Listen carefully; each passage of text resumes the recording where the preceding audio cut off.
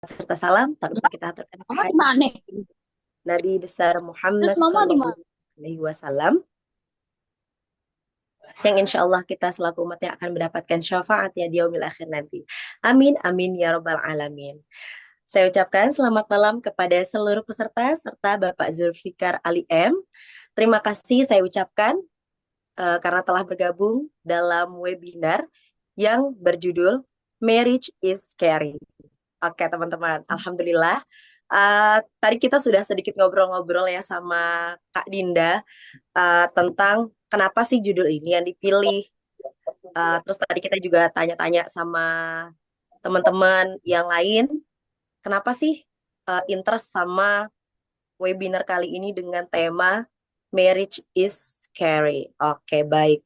Seperti tadi yang sudah kita bahas sebelumnya, karena uh, judul ini lumayan sangat hot di kalangan kita, kalangan masyarakat di akhir-akhir ini. Dan alhamdulillah kita berkesempatan untuk membahas tentang bagaimana pernikahan bersama Bapak Zulfikri Ali M. Oke, boleh kasih tepuk tangan pakai pakai reaction? Oke, sebelumnya izinkan saya untuk membacakan sedikit profile tentang pembicara kita pada hari ini. Oke, beliau adalah Bapak Zulfikri Ali Maksum. Beliau itu punya moto, judulnya adalah Cuma Allah Tujuan Utama. Betul, Pak? Alhamdulillah. Masya Allah, luar biasa. Adalah seorang ayah, seorang pengusaha, seorang freelancer, programmer, IT, konsultan, guru, trainer, fasilitator, tukang reparasi komputer, tukang bakso, dan lain-lain. Masya Allah, luar biasa. Sangat multi talent ya, Pak. Masya Allah. Nah, beliau juga pernah menjadi relawan di DT Jakarta, pernah mengurus program ta'aruf. Nah, buat teman-teman info baik nih. Ternyata Bapak Zulfikri uh, pernah ngurusin ta'aruf buat teman-teman yang sekiranya mau dita'arufin sama beliau. Boleh nanti setelah webinar. Boleh ya, Pak? Ya, siap, Oke. insya Allah. Sempat membuat kajian, pernah diamani menjadi ketua Sehati Bertauhid RST, founder dan ketua Sacil Berkisah. Masya Allah, luar biasa.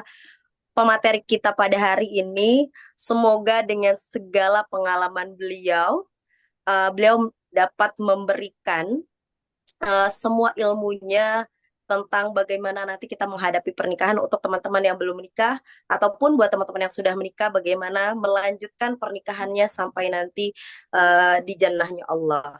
Oke, baiklah teman-teman semua, sebelum kita memulai kegiatan atau webinar pada hari ini, mari kita membaca Al-Basmalah bersama-sama. Bismillahirrahmanirrahim. Baiklah, tanpa berpanjang kalam, selanjutnya akan saya persilakan kepada pemateri kita pada malam hari ini yang luar biasa, yaitu Bapak Zulfikri Ali Maksum. Kepadanya kami persilakan dengan segala hormat. Baik, terima kasih Mbak Lailu dan Mbak Dinda. Assalamualaikum warahmatullahi wabarakatuh. Waalaikumsalam warahmatullahi Waalaikumsalam wabarakatuh. warahmatullahi Oke, wabarakatuh. Alhamdulillah senang sekali ya bisa ketemu teman-teman malam ini semuanya. Dan insya Allah malam ini kita bakal bahas satu judul yang lagi happening ya. Marriage is scary. Pernikahan itu menakutkan. Nah, kenapa menakutkan? Nanti kita bahas dan mungkin saya akan nanti kalau saya terlalu cepat temponya silakan diinterupsi aja. Bilang Pak dilambatin Bang, dilambatin silakan aja. Khawatirnya saya kecepatan. Karena saya berharapnya sih nanti di malam ini saya nggak terlalu banyak kasih materinya, tapi kita banyak diskusi mengenai topik yang satu ini. Oke, nah, saya share screen dulu ya.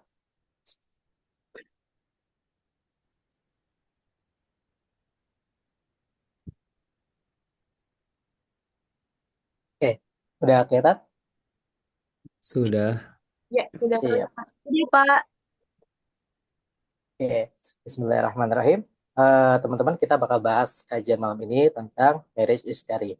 Pernikahan itu menakutkan.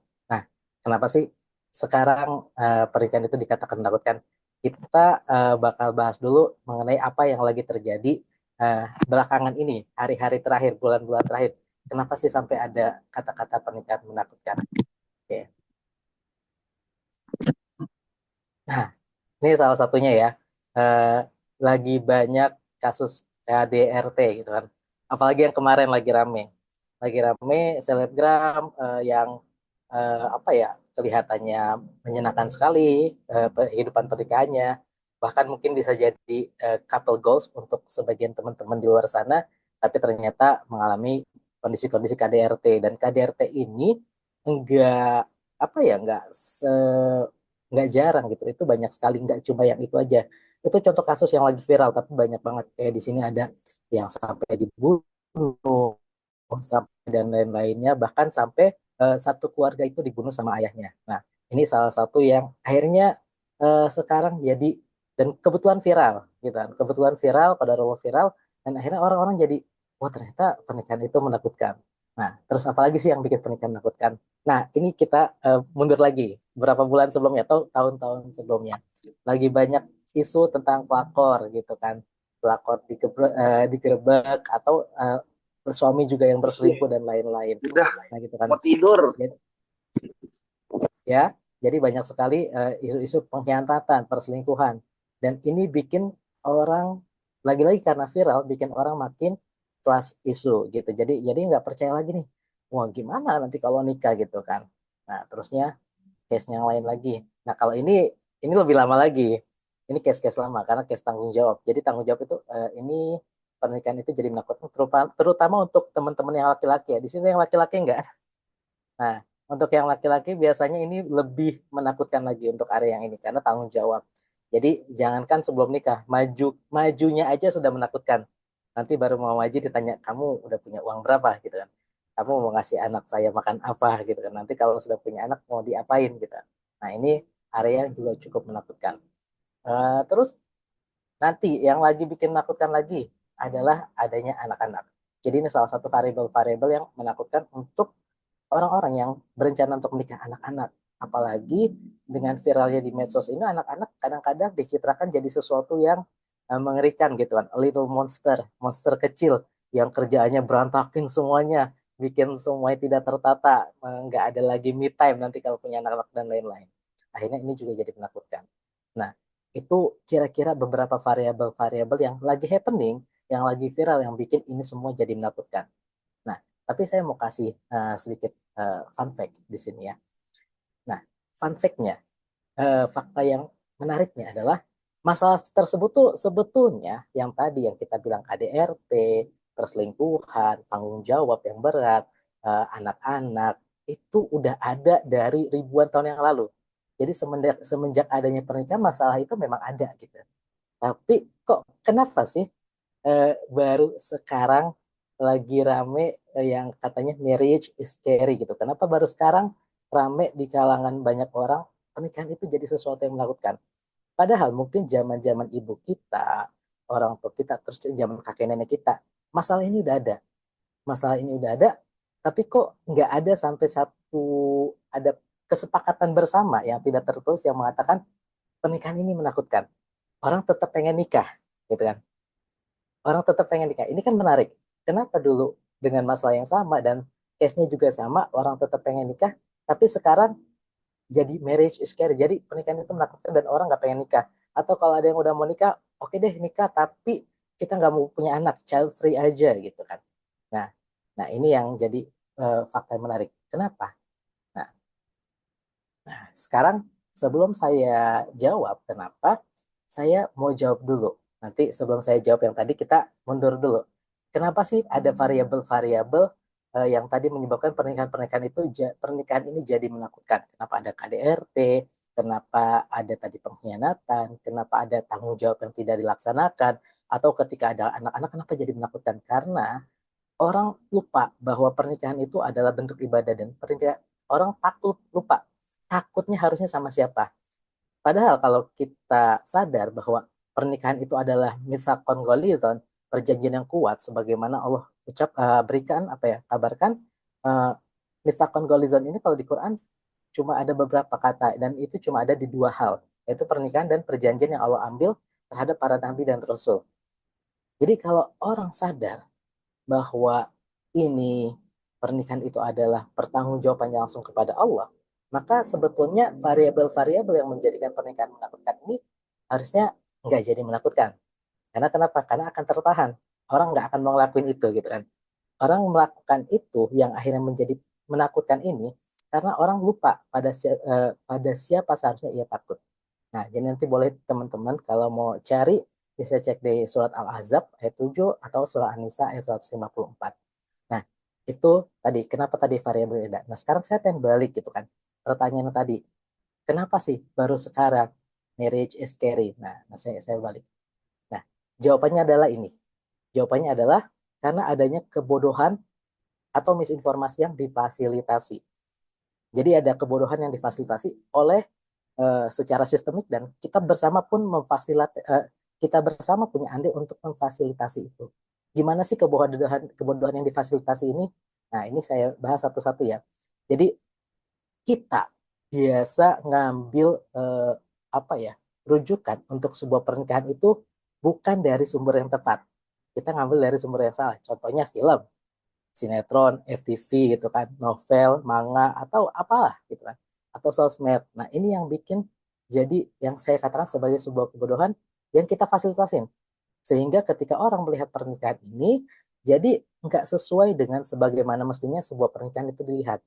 Jadi ketika kita nonton, contoh misal teman-teman yang suka nonton FTV gitu kan, nanti pernikahan itu adalah jalan untuk mengangkat derajat, ya kan? Karena kan FTV judulnya gitu ya, apa tukang montir cantik ketemu pemuda kaya gitu kan, atau montir ganteng ketemu siapa gitu dan sebagainya macamnya.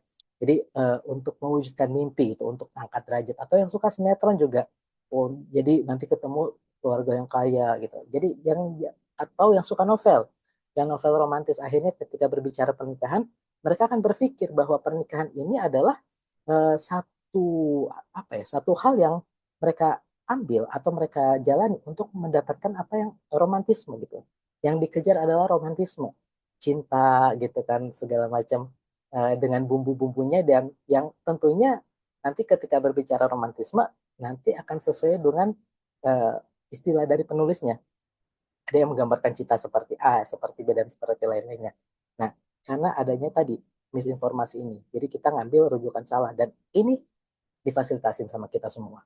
Nah, how? Gimana sih caranya ini menyebar? Saya mau jelasin sedikit. Jadi ini adalah fenomena yang lucu. Kenapa tadi nih? Kenapa baru belakangan ada orang viral, orang banyak yang sepakat, anak-anak muda terutama sepakat marriage is scary. Kenapa pernikahan jadi menakutkan?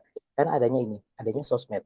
Jadi sosmed atau media atau apapun yang memang terutama sosmed, di mana sosmed ini punya satu karakteristik setiap orang bisa tampil, setiap orang bisa dikenal, setiap orang bisa dilukan, setiap orang bisa didewa-dewakan. Maaf kalau lebih lebih parahnya lagi. Yang penting dia bisa tampil beda, dia menarik untuk orang lain. Nah, ini yang terjadi. Makanya ada selebgram-selebgram, terusnya ada couple goals dan lain-lain yang memang ramai di sosmed gitu kan. Nah, terus karena sosmed ini sifatnya seperti itu, untuk yang menarik, asalkan dia menarik, maka dia akan diangkat oleh algoritmanya, maka siapapun bisa cerita. Dan orang sekarang punya kebiasaan lain kalau untuk sosmed ini. Jadi kalau dulu mungkin teman-teman yang tahun 80, tahun 90 punya buku tebel yang namanya diary yang kalau bisa dikunci, digembok, diumpetin gitu ya kan. Kalau sekarang enggak. Kalau punya masalah diary-nya di sosmed gitu kan.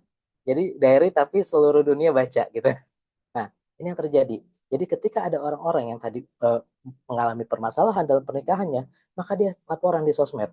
Laporan di sosmed, oh ini suami gue selingkuh, istri gue selingkuh.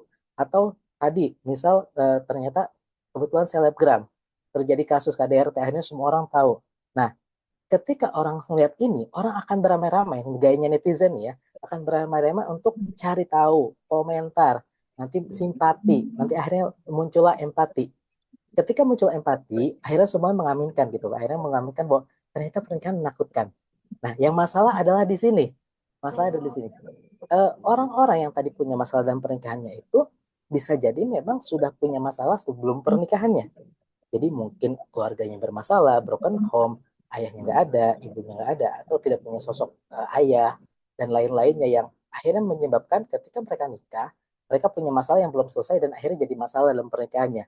Nah, ketika terjadi masalah mereka ini, mereka lalu siarkan itu ke seluruh dunia melalui sosmed dan orang-orang ramai-ramai mengaminkan tentang masalah ini dan akhirnya mereka semua punya kesepakatan bahwa oh ternyata pernikahan menakutkan. Padahal yang lucunya kadang-kadang yang mengaminkan ini, yang empati ini yang akhirnya punya kesimpulan ternyata oh iya pernikahan itu menakutkan atau oh iya mendingan child free dan lain-lain nggak punya masalah itu, nggak ada tuh mereka kadang-kadang nggak punya tuh masalah sama keluarganya, orang tuanya baik-baik aja, bapaknya ibunya baik-baik aja, harmonis, kakek neneknya harmonis, secara ininya terpenuhi, tapi mereka copy masalah orang lain dan di paste dalam diri mereka sendiri, sehingga harusnya ini nggak jadi masalah buat mereka tapi akhirnya jadi masalah. Nah inilah yang akhirnya saya katakan ini adalah sebuah bentuk kebodohan yang akhirnya difasilitasi, sehingga yang harusnya tidak jadi masalah jadi masalah buat mereka. Inilah yang terjadi sekarang. Makanya akhirnya ramai-ramai orang mengaminkan bahwa oh ya pernikahan ini menakutkan. Nah, kita balik lagi. Terus sekarang kita udah tahu nih solusi apa ada masalahnya kayak gitu ya. Jadi ternyata sebenarnya masalah pernikahan ini yang tadi KDRT, pengkhianatan dan lain-lain itu memang sudah ada sepanjang sejarah pernikahan, sepanjang sejarah manusia ada. Lalu kenapa baru sekarang ada ucapan seperti itu pernikahan menakutkan dan diaminkan banyak orang? Tadi kita udah tahu, tapi kan nggak asik kalau nggak ada solusinya. Nah, kita bahas solusinya. Solusinya apa sih? Nah, jawabannya saya bakal kasih dua. Yang pertama jawaban pendek. Jawaban yang singkat banget. Solusinya ada tauhid. Jadi kalau sudah tauhid, sudah benar imanannya, sudah tujuannya udah ke Allah dan dia terus gali itu terus di apa diriadokan, maka insya Allah selesai. Nggak ada lagi cerita pernikahan itu menakutkan karena nanti tatarannya adalah tataran pada keimanan. Kenapa jadi menarik? Karena gini, salah satu karakter orang beriman itu kalau dalam Al-Quran wala khaufun wala hum yahzanun gitu, dia tidak takut tidak sedih, maka tidak ada lagi cerita kalau dia udah nggak takut sama apa-apa dan dia nggak sedih, nggak ada lagi cerita pernikahan itu menakutkan atau bahkan yang lain-lainnya menakutkan. Tapi ini jawaban pendek gitu kan, jawaban pendek yang nanti perlu digali lagi. Sekarang saya kasih jawaban yang lebih mudahnya gitu, teknisnya. Nah, gimana caranya, solusinya supaya pernikahan itu tidak lagi terlihat menakutkan? Solusi yang pertama yang saya kasih adalah adil dalam menyikapi pernikahan. Tadi kesalahan kita yang pertama, salah satunya adalah kita itu mengambil rujukan sebuah pernikahan dari sumber yang salah, informasinya salah, dari FTV, dari sinetron, dari film, novel romantis, dan lain-lain, sehingga kita menambah-nambahkan area-area yang sebetulnya bukan bagian pokok dalam pernikahan ke dalam sebuah pernikahan. Misal, sekarang itu kalau misal saya ngadepin teman-teman yang lagi ta'aruf, yang mau nikah, eh, masalahnya salah satunya adalah gini, tapi saya nggak cinta gitu kan. Gimana Kang? Gimana Kang? Ini susah banget nih, nggak ada cintanya, nggak ada rasa, nggak ada feel, gimana? Padahal cinta itu bukan syarat pernikahan, gitu kan. Cinta itu bukan syarat pernikahan. Pernikahan bisa terjadi tanpa cinta. Dan sebetulnya kalau kita berbicara dengan tentang secara fitrahnya manusia, pernikahan itu mungkin kalau ini terdengar agak kasar, tapi ya anggaplah seperti itu. Pernikahan itu kayak makan. Pernikahan itu kayak makan, kayak nafas, kayak maaf mungkin pup gitu kan. Nah, jadi sesuatu yang memang fitrah, memang harus terjadi itu adalah bagian dari proses kehidupan. Dan pernikahan adalah bagian dari ibadah. Jadi ketika kita bisa adil dalam menyikapi pernikahan, maka kita nggak punya banyak syarat-syarat yang atau bunga-bunga yang kita tambahin dalam sebuah pernikahan sehingga kita nanti kita bisa melihat pernikahan secara lebih proper ya. Nah, misal gini. Jadi kalau kalau sekarang nih yang masalah karena eh, kalau kita adil dengan pernikahan nih kita nggak tentu nggak akan lagi pakai kriteria yang ini yang ada di sini. Eh, Kenapa nikah? Nyari gandengan untuk perbaikan keturunan biar lebih mancung, biar lebih tinggi, biar lebih putih, atau oh biar lurus rambutnya, atau ningkatin derajat. Oh karena saya orang miskin, saya cari yang kayak biar nanti keluarga saya terangkat derajatnya gitu. Atau maaf gitu yang sekarang mungkin gen-gen yang baru yang ini mau mau punya rumah gitu, mau punya rumah yang mahal, cari teman buat patungan cicilan rumah gitu kan. Atau biar nggak ditanya pas lebaran, atau teman kondangan dan itu yang lebih romantis lah mencari separuh juga. Jadi ketika kita menempatkan pernikahan dalam satu satu frame yang proper yang sesuai dengan apa yang Allah tunjukkan, maka kita nggak akan lagi melihat pernikahan jadi uh, kita nggak punya banyak syarat, kita nggak akan punya banyak hal yang perlu dicapai dalam pernikahan kita, yang kita ingin capai yang sebetulnya nggak perlu ada, gitu kan. Kayak tadi. Nah, ntar kita lanjut lagi ya. Nah, bahkan nih yang paling lucunya itu, bahkan kalau kita lebih adil lagi, kita bakal bisa melihat pernikahan itu bukan sebagai tujuan. Jadi banyak orang sekarang melihat pernikahan itu sebagai tujuan. Mohon maaf aja, teman-teman yang taaruf itu tujuannya ketika kita gali-gali, kalau kita ngurusin teman-teman taaruf, banyak yang kerjanya pengen nikah gitu. Pengen nikah. Padahal pernikahan itu sebetulnya bukan tujuan. Pernikahan itu adalah sarana. Karena kita hidup di dunia itu kan tujuannya jelas, gitu kan. Allah tidak menciptakan manusia dan jin, jin dan manusia kecuali untuk beribadah, gitu kan. Jadi pernikahan itu bukan tujuan sama sekali, tapi adalah sarana untuk capai tujuan. Tujuannya apa? Nah, tujuannya Allah, gitu kan. Jadi harusnya ketika kita yang mengaku beriman, ketika kita berbicara tentang pernikahan dan kita punya fundamental yang jelas tentang pernikahan itu apa dan kita bisa melihat itu secara adil, maka kita tujuannya itu bukan pernikahan, tapi pernikahan itu adalah jadi sarana kita untuk mencapai tujuan utama kita yaitu Allah. Gitu kan. Jadi nanti pertimbangan-pertimbangan sebelum menikah itu adalah gimana caranya sampai ke Allah gitu kan. Bukan gimana ketika mau nikah, gimana caranya nanti suaminya atau istrinya adalah orang yang oke diajak kondangan, bisa sama-sama nabung cicilan, bisa sama-sama jalan-jalan with time gitu kan dan lain-lain. Bukan tujuan yang receh seperti itu, tapi tujuan yang lebih jelas dan pernikahan adalah kendaraannya, sarana untuk mencapai ke sana. Maka ketika kita jelas, tentu kita akan memastikan pernikahan ini sesuai dan bisa membawa kita ke sana. Kalau itu dilakukan, insya Allah pernikahan tidak jadi menakutkan. Nah, terus kita bahas lagi. Kedua, gimana caranya supaya pernikahan itu nggak jadi menakutkan? Pahami lagi deh. Kalau untuk teman-teman yang mau nikah nih ya, pahami petunjuk teknis menuju pernikahan. Karena sebetulnya pernikahan itu ketika berbicara dalam Islam, Islam itu agama yang sempurna. Yang dari bangun tidur sampai tidur lagi diatur. Yang mau pakai segala sikat gigi diatur gitu kan. Yang pakai baju ada doanya, mau keluar kamar mandi, masuk kamar mandi ada doanya. Nah, Islam itu punya banyak petunjuk teknis termasuk soal pernikahan ini. Nah, petunjuk teknis menuju pernikahan itu apa sih? Ini bagian yang penting. Ketika tadi kita sudah bisa melihat secara adil sebuah pernikahan sebagai sarana untuk menuju Allah, maka kita akan lebih enak ketika kita menjalankan petunjuk teknis untuk pernikahan ini. Nah, saya kasih tahu petunjuk teknisnya. Kalau untuk laki-laki, ini petunjuk teknis untuk laki-laki, teman-teman yang laki-laki yang mau nyari istri. Sebelum petunjuk teknisnya sederhana kalau laki-laki itu.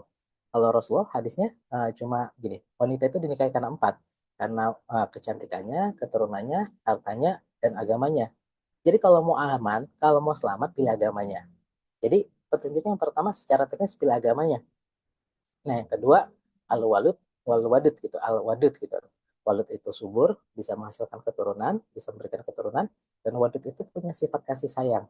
Jadi salah satu nilai seorang wanita ini yang digaris bawahi oleh Rasulullah adalah sifat berkasih sayangnya. Kenapa ini jadi penting? Karena wanita ini yang nanti akan jadi ibu, gitu kan? Jadi bukan laki-laki yang jadi ibu gitu, wanita yang jadi ibu yang akan ketemu anak-anak, maka dia harus punya sifat berkasih sayang yang bisa bikin anak-anaknya nempel, senang sama dia, sehingga nanti dia bisa memberikan pengajaran yang baik kepada anak-anaknya. Karena ibu itu madrasatul ula gitu kan, madrasah pertama. Lalu yang ketiga, jangan pilih khadra adiman. Khadra adiman itu kalau bahasa gampangnya ada ya. Khadra adiman itu tumbuhan yang bagus, tapi tumbuhnya di atas lumpur. Kalau gampangnya, kalau kita terjemahan bebasnya adalah orang yang kelihatannya bagus, keren, enak, wah kayaknya nih cocok nih jadi pendamping gitu kan. Wah nih the best nih gitu kan, best best jomblo, best quality jomblo. Tapi dia punya masalah, punya PR yang nanti berpotensi jadi masalah dalam pernikahan. Misalkan ternyata walaupun secara bagus tapi dia keluar dari keluarga broken home dan dia masih punya masalah di situ gitu. Secara personalitinya masih punya masalah. Nah ini apa kalau lantas kalau yang broken home jangan diambil gitu, nggak boleh sama, bukannya nggak boleh gitu kan, tapi cenderung dianjurkan untuk dihindari gitu lah. Kalau udah nikah gimana dengan yang kondisi kayak gitu? Ya sudah berarti itu jalan terbaik gitu. Kalau untuk yang udah nikah nih ya. untuk yang udah nikah, kalau ternyata menikah dengan seperti itu ya itu jalan terbaik, jalan ibadah terbaik yang Allah pilihkan, maka jalani dengan baik. Karena balik lagi, pernikahan itu adalah sarana untuk menuju Allah, boleh jadi kendaraannya bisa lewat syukur, bisa lewat sabar. Nah, gitu kan. Jadi nanti di situ. Nah, kalau untuk perempuan gimana? Ketika kita berbicara petunjuk teknis pernikahan, yang mau perempuan nih, teman-teman yang akhwat yang mau nikah, jauh lebih sederhana daripada yang laki-laki. Karena tapi sebetulnya ketika kita berbicara untuk yang perempuan yang akhwat, ini juknisnya ini justru untuk walinya sebetulnya, bukan untuk si akhwatnya, bukan untuk perempuannya, tapi untuk walinya. Jadi kalau Rasulullah bilangnya, seandainya ada laki-laki yang engkau ridho agamanya, datang melamar, maka terima. Kalau enggak akan terjadi fitnah gitu kan, akan terjadi kerusakan. Jadi kenapa dikatakannya bukan ke perempuannya, tapi ke walinya? Karena memang eh, area-area pernikahan ini itu banyak hal yang perlu ditelaah gitu kan. Dan perempuan memang secara fitrahnya Allah berikan kelebihan di sisi perasaan. Sehingga untuk penentuan keputusan kayak gini, laki-lakinya, bapaknya, kakaknya, yang walinya itu punya kemampuan lebih untuk menilai secara logisnya gitu kan. Untuk lebih teliti dalam memeriksa apakah si laki-laki ini sesuai nggak sih agamanya gitu kan. Jadi balik lagi, sama kayak yang tadi ketika laki-laki menjadi perempuan, intinya adalah pilih agamanya. Cuma kalau yang laki-laki dia bisa pilih sendiri, kalau yang perempuan disarankan itu himbauannya untuk walinya. Bisa bapaknya, bisa kakak laki-lakinya, bisa adik laki-lakinya, tapi yang sudah balik ya, yang sudah mukallaf, tapi memang laki-laki. Nah, itu petunjuk teknisnya. Nah, seandainya ini dijalankan, mekanisme ini sesuai SOP-nya, sesuai petunjuk teknisnya, insya Allah ini akan apa ya, memperkecil kemungkinan terjadinya hal-hal yang menakutkan yang tadi, yang bikin orang semua bilang marriage is scary. Karena kenapa? Rasulullah bersabdanya gini. Jadi kalau hadisnya Rasulullah itu, nikahkan anak-anak gadismu dengan laki-laki yang baik agamanya. Kalau dia mencintainya, dia akan sangat menyayanginya. Kalau dia tidak mencintainya, dia tidak akan berlaku tidak adil gitu. Dia akan berlaku adil. Nah, adil ini penting gitu. Jadi ketika tidak suka pun dia akan memperlakukan yang terbaik, adil, sesuai apa yang Allah perintahkan. Maka nggak suka pun akan dimuliakan, nggak suka pun akan diperlakukan dengan perlakuan yang terbaik karena Allah yang memerintahkan seperti itu. Kalau tadi tujuan pernikahannya bukan ke orang, tapi ke Allah ya. Nah, kita lanjut lagi. Nah, ini bagian yang menurut saya paling penting yang memang kami dapatkan dalam proses menemani teman-teman yang ta'aruf. Jadi kalau untuk teman-teman nih ya, masih jomblo yang mau nikah, ini penting banget. Perhatikan, periksa lagi niat dan apa yang diandalkan sebelum nikah. Karena uh, saya punya guru, kita banyak diskus, dan akhirnya kami menemukan sendiri dalam perjalanan kami dengan teman-teman yang nikah, niat inilah yang nanti akan jadi ujian dalam pernikahan seseorang. Jadi misal, contoh, yes, ada laki-laki menikahi seorang perempuan karena kecantikannya. Jadi dia niatnya, saya mau nikah ini karena dia cantik nih kita. Nah, selama pernikahannya, maka kecantikan si istrinya ini nanti yang akan jadi ujian buat dia. Atau terusnya ini case lapangan gitu. Dia juga punya, misal dia punya, kenapa mau nikah? Kenapa nikah sekarang? Oh, karena saya punya uang banyak gitu. Saya lagi dapat durian runtuh nih, saya lagi dapat bonus banyak, punya uang ratusan juta. Nah, saya berani nikah sekarang. Kenapa nikah sama dia? Karena dia cantik. Nah, selama pernikahannya, maka itu yang akan jadi ujian dia. Cantiknya, cantiknya istrinya, dan hartanya juga jadi ujian. Jadi ini bagian yang penting gitu ya untuk teman-teman yang mau menikah. Nah, kita lanjut ke yang sudah nikah gimana? Kalau yang udah nikah gimana sih? Dan untuk yang belum nikah juga, tapi ini udah yang untuk yang udah nikah, ini wajib tahu ya, mas permasalahan dalam pernikahan dan teknis penanganannya. Jadi nikah eh, itu apa ya? Kalau bahasa gampangnya, nikah itu bikin masalah gitu. Kenapa saya bilang bikin masalah?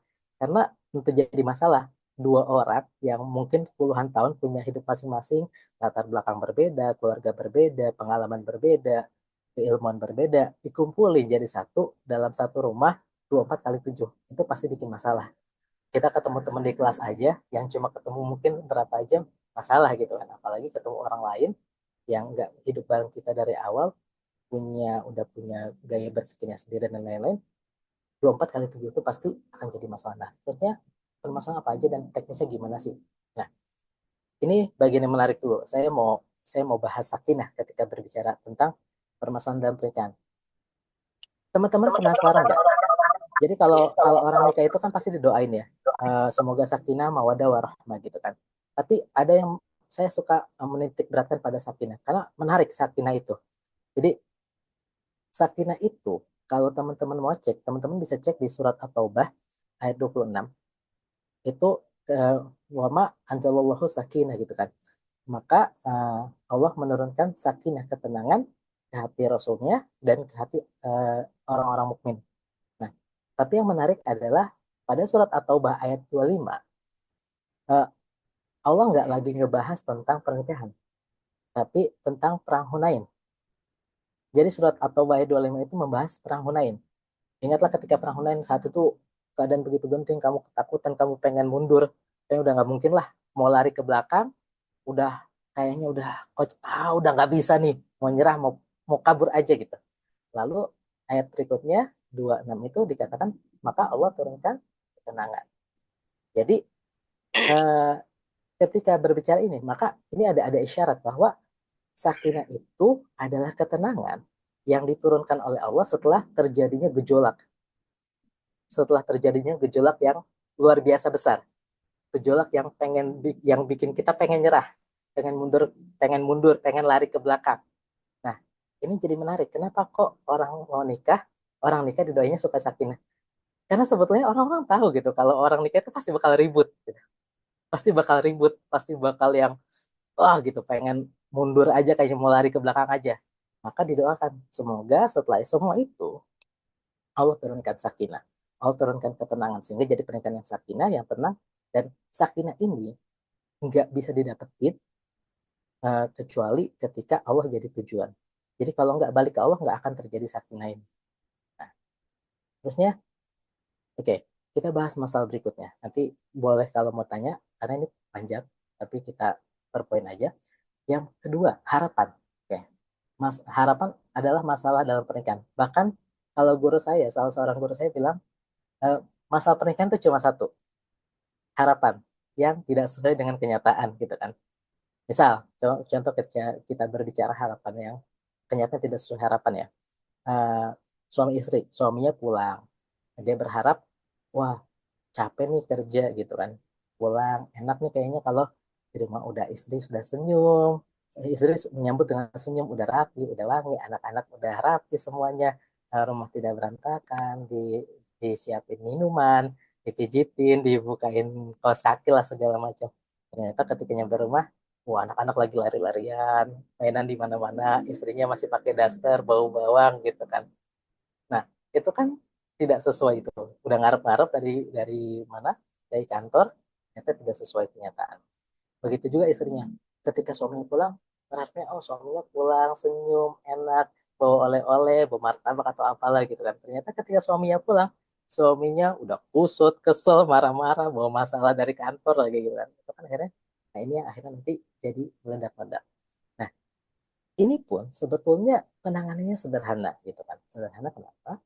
Karena eh, jadi ketika ini tidak dalam masa pernikahan aja ya, kita harus paham bahwa siapapun itu, baik pasangan kita atau orang lain, mereka tidak punya kemampuan eh, mengabulkan harapan kita seandainya Allah nggak mengizinkan. Karena memang harapan itu seharusnya tidak diletakkan kepada manusia. Jadi ketika kita mengharapkan pada manusia, tentu harapan itu tidak akan tercapai gitu kan. Jadi harapan-harapan itu, dan jadi ketika berbicara tentang permasalahan harapan ini, solusinya sederhana, gantungkan saja harapan pada Allah gitu kan. Nah, itu solusi untuk masalah harapan. Nah, yang ketiga, berlaku adil. Di masalah pernikahan ya, yang sering kita hadapi, yang sering kami hadapi di lapangan, ketidakmampuan suami istri dalam berlaku adil terhadap pasangannya. Jadi ada satu case di mana ada suami istri yang suka ribut, suka ribut. suka pokoknya ribut. Setiap hari ribut. Ada masalah, hampir mau cerai. Lalu akhirnya mereka cari cara gimana nih, kok kita ribut mulu. Akhirnya mereka ngaji.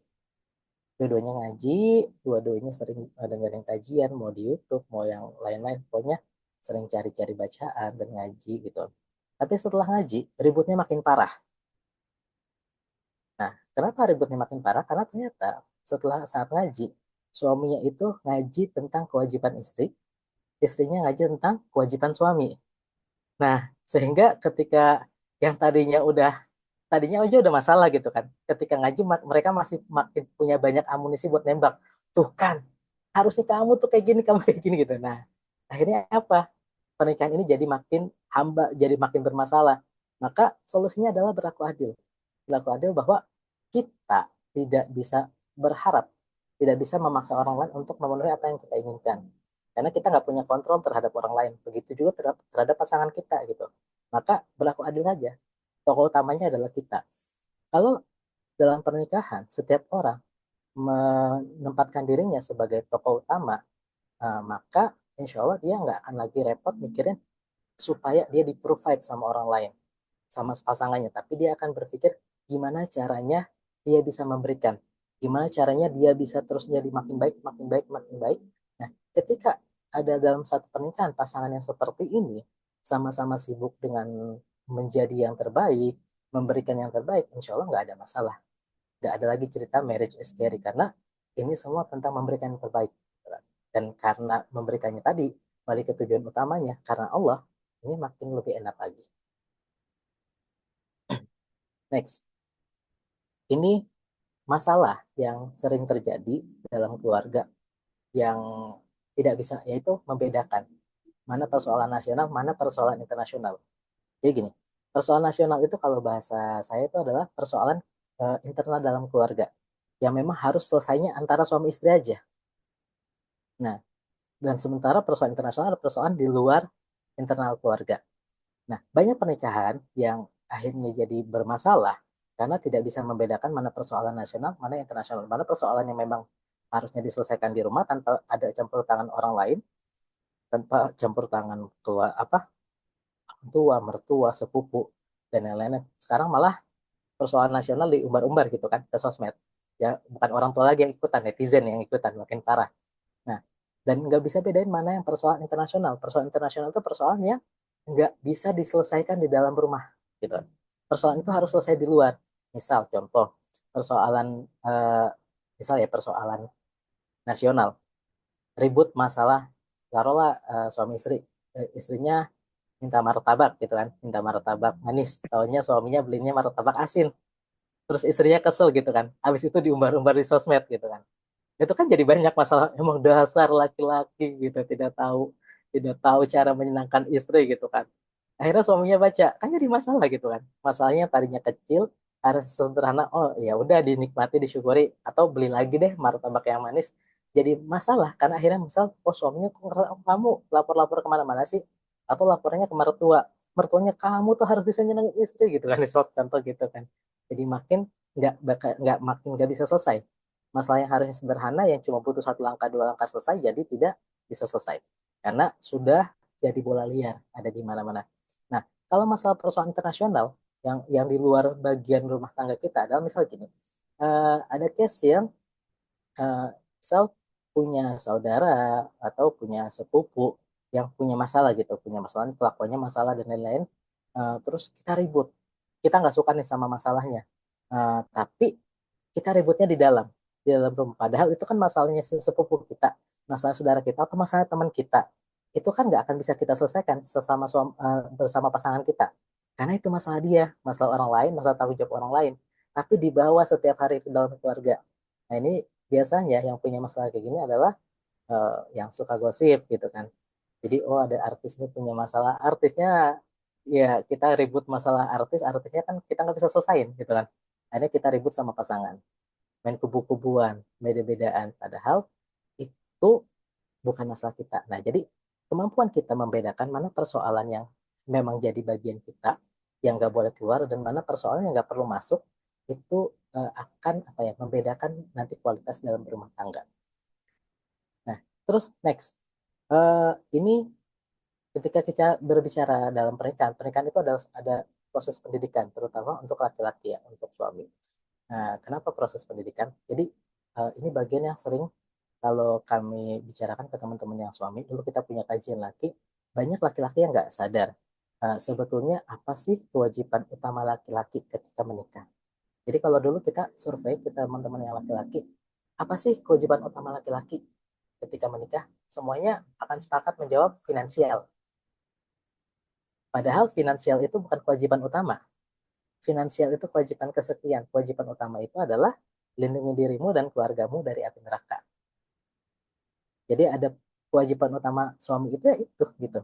Melindungi dirinya dan keluarganya, istrinya, anak-anaknya dari api neraka. Nah, ketika berbicara melindungi itu, nanti ada proses penjagaan dan proses pendidikan. Nah, dalam proses pendidikan ini, banyak pasangan, banyak suami terutama yang nggak paham bahwa mendidik itu butuh proses. Karena kalau yang instan itu mendadak gitu.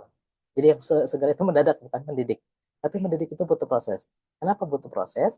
Karena satu hal yang harus pendidik pahami, siapapun, sebagai suami kah, sebagai guru kah, bahwa seorang pendidik itu tidak bisa mengubah anak didiknya, tidak bisa mengubah hati anak didiknya, tidak bisa mengubah kebiasaan anak didiknya. Dia cuma bisa menyampaikan. Karena toh Rasulullah pun tugasnya sama Allah cuma menyampaikan. Allah yang memberi hidayah. Wahai Muhammad, sungguhnya kau hanya menyampaikan gitu kan. Nah, apalagi kita. Jadi kita harus memberikan ruang, terutama untuk suami-suami, nanti memberikan ruang pada istri kita untuk berproses.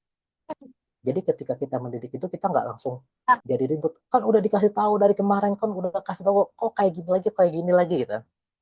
Tapi pahami bahwa itu butuh proses. Maka seketika itu dipahami, seorang suami akan lebih sabar dan bisa menemani istrinya dalam proses pendidikan ini nanti sehingga nanti insya Allah tercapai gitu kan. Sisanya ya husnuzon sama Allah sambil terus dilakukan proses pendidikan itu. Nah, tadi balik lagi. Eh, Solusi dalam nanti masalah di rumah tangga, balik lagi jangan lupa mana sarana, mana tujuan.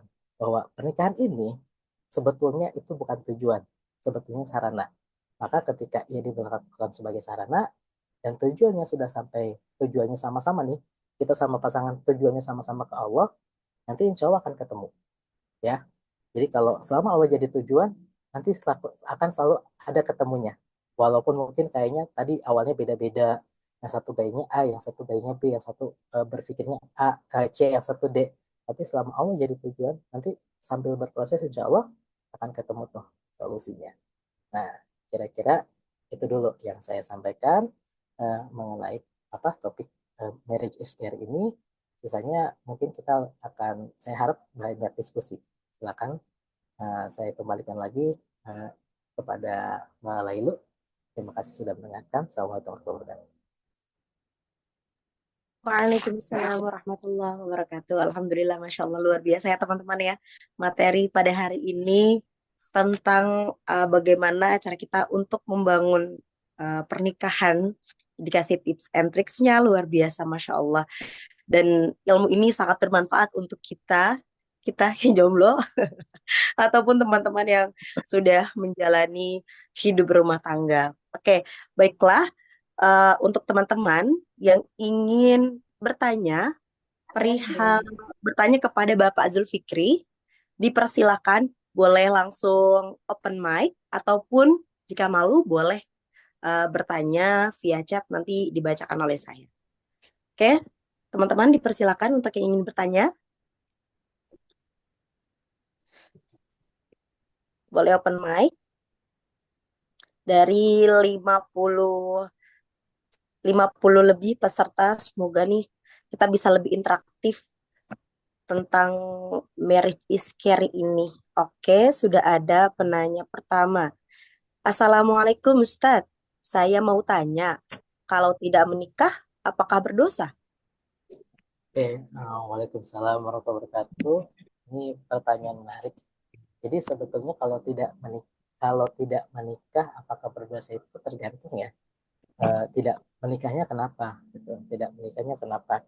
Apakah memang mengharamkan? Pokoknya saya nggak menikah gitu. Tapi mengambil jalan kalau dulu bahasanya ada masanya pada masa Rasulullah itu ada sahabat yang nggak mau nikah gitu. Ada sahabat yang pokoknya saya mau puasa terus setiap hari gitu kan. Saya nggak bakal mau nikah.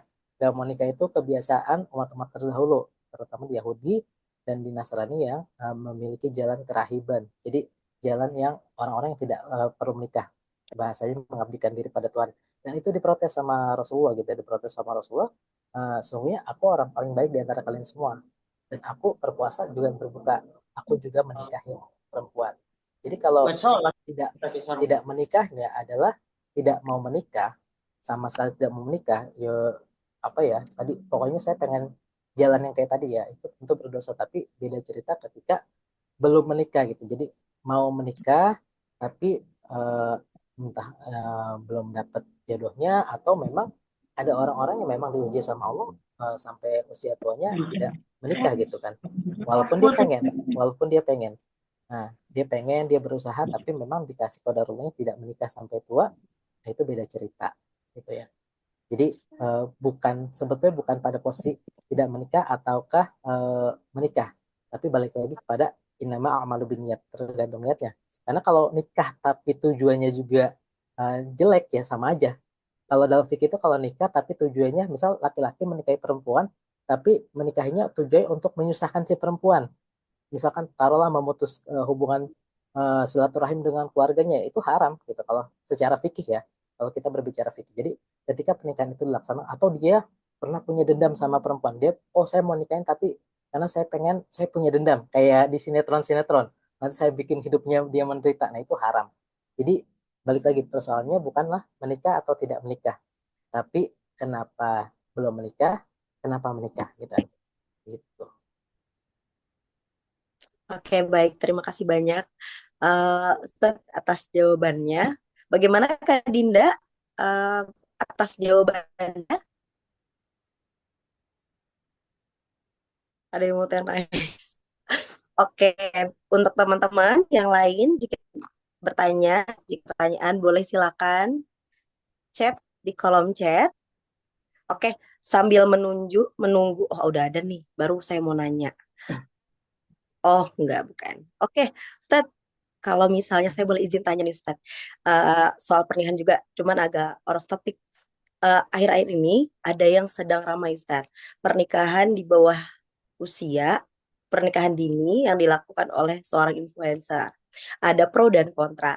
Ada yang tidak setuju karena dalam pasal tidak diizinkan untuk perempuan menikah di bawah usia. Kan sudah diatur kalau nggak salah Umur usianya 17 itu ya, 21 tahun ya, Pak. 21. Oh 21 ya. Kalau nggak salah dulu saya taunya perempuan 17, tapi nggak tahu kalau sekarang. Nah, apakah naik? Kalau nggak salah udah ada perubahan peraturan kalau nggak salah sih ya Pak 21 tahun. Tapi kalau itu juga kalau nggak salah. Nah, itu untuk yang kontra, untuk yang pro karena mereka melihat dalam Islam pun nggak apa-apa menikah muda untuk menghindari perzinahan dan lainnya seperti itu. Nah, kalau menurut Bapak sendiri bagaimana eh, pandangan Bapak terhadap isu tersebut? Kan ada pro dan kontranya nih. Baik. Kalau ini pendapat saya pribadi gitu, kalau kita ketika saya nggak tahu tadi nikahnya berapa, tapi saya anggaplah sudah tadi secara usia di pasal itu belum mencukupi, tapi mungkin secara usia dalam Islam itu sudah mukallaf ya, karena tadi ada pro kontranya di situ. Nah, baik. Kalau itu kita balik lagi berbicara. Kalau saya akan lebih balik kepada pendidikan Islam. Kalau pendidikan Islam itu dibagi jadi tiga bagian, tiga fase kematangan psikologis. Yang pertama adalah ya, kita bilangnya 7 kali 3. 7 tahun pertama itu pendidikan itu anak usia 0 sampai 7 itu diperlakukan sebagaimana seorang raja. Nah, 7 tahun kedua itu diperlakukan sebagai seorang tawanan karena di situ butuh banyak pendidikan yang emang lagi masa-masanya gejolak dan lain-lain yang harus ditahan supaya dia tetap on the track gitu kan. Lalu nanti fase 7 tahun ketiga adalah si anak ini jadi sahabat, sudah jadi sahabat berarti sebetulnya kalau dalam pendidikan Islam usia 14 tahun itu kalau tadi memang kalau secara kematangan biologis harusnya sudah mukallaf gitu kan. Sudah mukallaf, sudah bisa teman, sudah bisa jadi partner orang tuanya untuk diskusi dalam posisi yang setara karena sahabat kan gitu ya. Nah, kalau menikahnya dalam usia muda, tapi fase itu sudah sampai. Dalam artian memang fasenya sudah terpenuhi secara Islam, harusnya nggak ada masalah gitu. Harusnya nggak ada masalah. Jadi secara akalnya sudah sempurna, dia paham dan dia juga paham tujuan dia menikah. Jadi kematangannya sudah dapat secara karakter. Menurut saya nggak ada masalah. Tapi kalau cuma lebih karena ya udah udah muda suka sama-sama cinta nggak paham apa-apa terusnya nikah ya tentu akan jadi masalah. Jadi kalau saya ngelihatnya lebih tadi balik lagi bukan kepada usia tapi kepada kematangan seseorang karena orang kematangannya beda-beda ya. Kayak contoh dalam sejarah Islam kita kenal ada namanya Usama bin Zaid. Usama bin Zaid itu adalah panglima Rasulullah yang paling muda, itu dikirimnya sama Abu Bakar karena sebelum sempat dikirim Rasulullah, Rasulullah meninggal. Nah, Usama bin Zaid itu anaknya Zaid bin Harithah itu dikirim jadi panglima kalau nggak salah usia 17 tahun. 17 tahun makanya muda banget. Makanya sempat diprotes sama sahabat yang lain. Tapi pada saat itu dia udah punya 2 anak.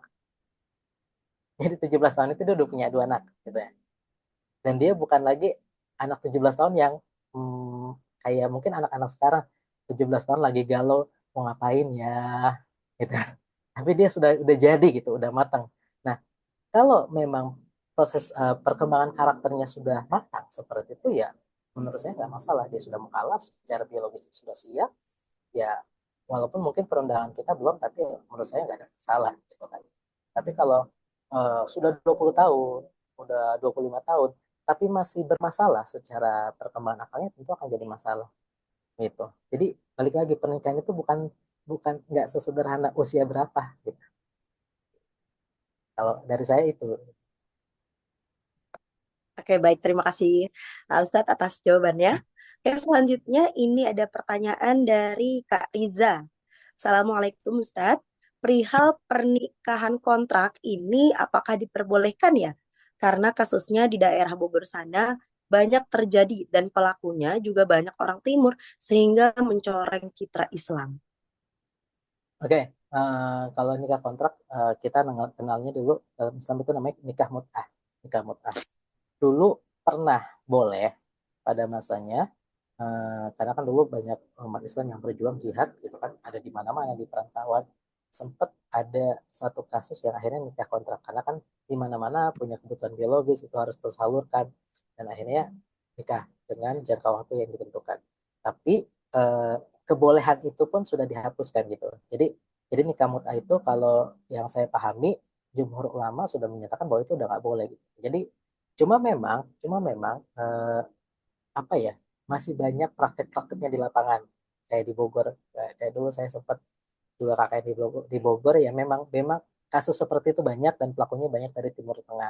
Dan sebetulnya kalau kita berbicara syariat ya memang nggak boleh gitu. Nah, kenapa ini masih masih boleh? Kenapa bukan masih boleh? Kenapa ini jadi praktek yang masih terjadi di lapangan? Ya karena tadi edukasi kita itu belum selesai. Jadi kita kita itu masyarakat itu masyarakat kita itu Muslim, mayoritas Muslim, tapi nggak kenal Islam itu apa gitu kan, nggak kenal Islam itu apa dan kita itu cenderung lebih daripada mengasah nalar kita mencoba mencari ilmu, kita lebih senang cara yang gampang. Siapa nih yainya, siapa nih orang yang bisa kita anggap kita dengerin gitu kan. Ya udah pokoknya oh kata si Anu gini ya udah boleh gitu ya. Nah, itu akhirnya terjadi padahal yang ngomong boleh aja banyak yang sebenarnya nggak tahu itu boleh atau enggak gitu dan itu jadi case-case yang banyak lah gitu di lapangan di Indonesia. Tapi kalau secara syariatnya yang saya paham nikah mut'ah nggak boleh. Yang masih menjalankan adalah kalau yang saya paham ada tempat apa ya orang-orang dari kalangan Syiah. Dari kalangan Syiah memang masih melaksanakan itu. Tapi kalau dari Ahlussunnah wal Jamaah memang eh, hukum nikah mut'ah itu sudah dilarang. Jadi pernah boleh pada masanya tapi dilarang. Sama kayak hukumnya khamar. Khamar itu kan dulu masih boleh sampai akhirnya dikeluarkanlah aturannya syaratnya untuk dilarang. Atau poligami. Poligami itu dulu juga banyak gitu kan. Kayak Omar punya istri lebih dari 4 gitu kan. Bukan poligaminya dilarang tapi dibatasi. Ketika dibatasi akhirnya banyak sahabat menceraikan istrinya sehingga cuma di keep 4 gitu kan. Jadi karena tadi ada hukum-hukum yang memang mungkin sebelumnya boleh dan tidak boleh. Tapi kalau yang untuk nikah mut'ah atau kawin kontrak ini yang saya pahami memang sudah tidak boleh. Jadi cuma masih ada yang menjalankan ini terutama dari kalangan Syiah.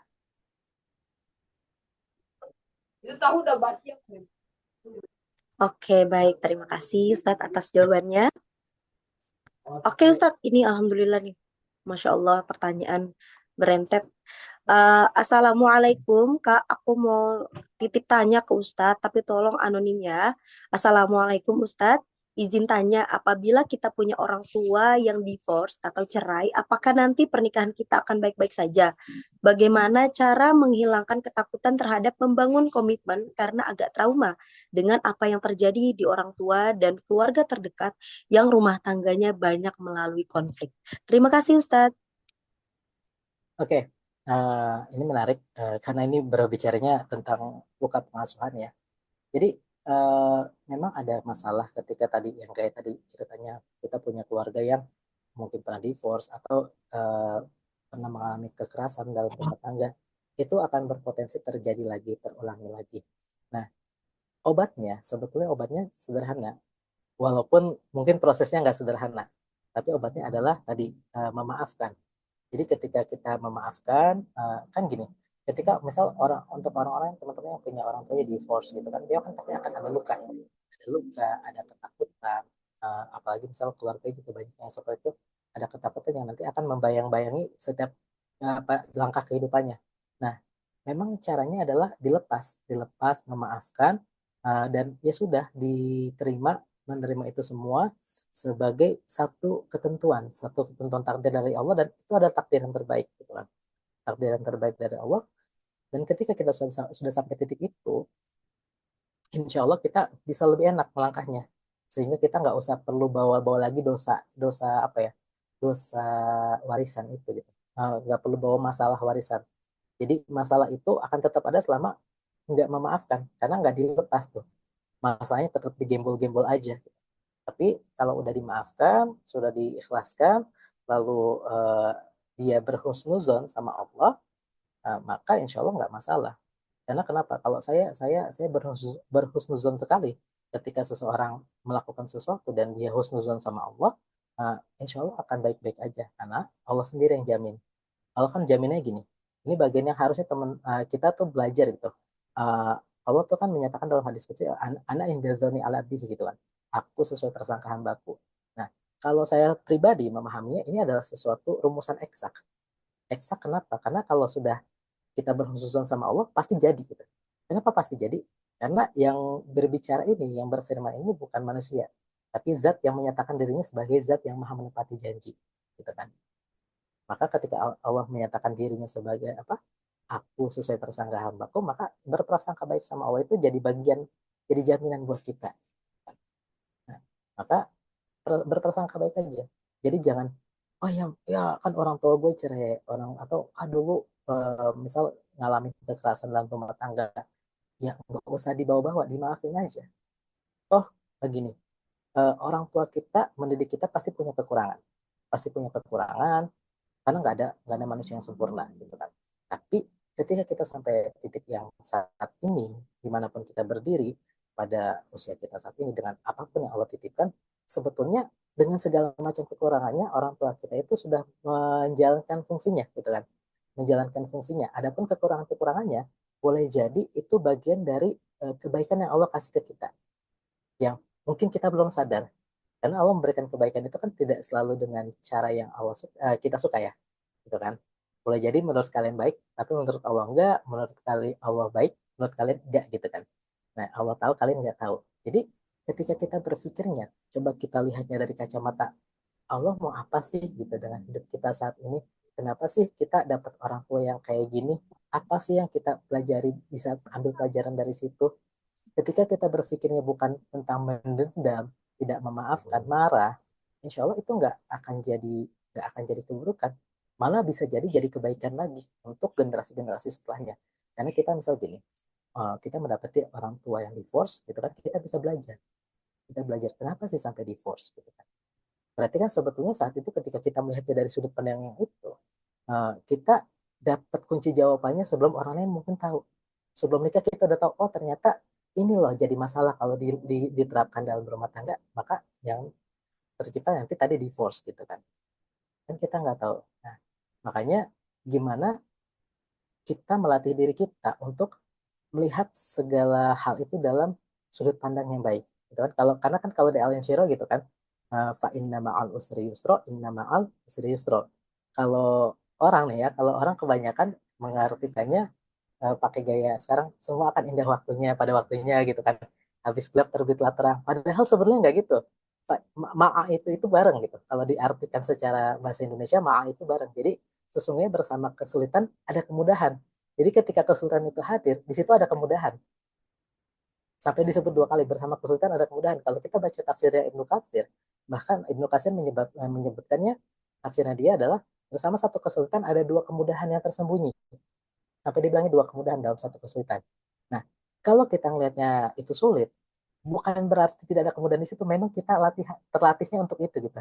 Kita terlatih untuk melihat segala sesuatu dari sisi yang buruk, yang sulit, yang masalah gitu.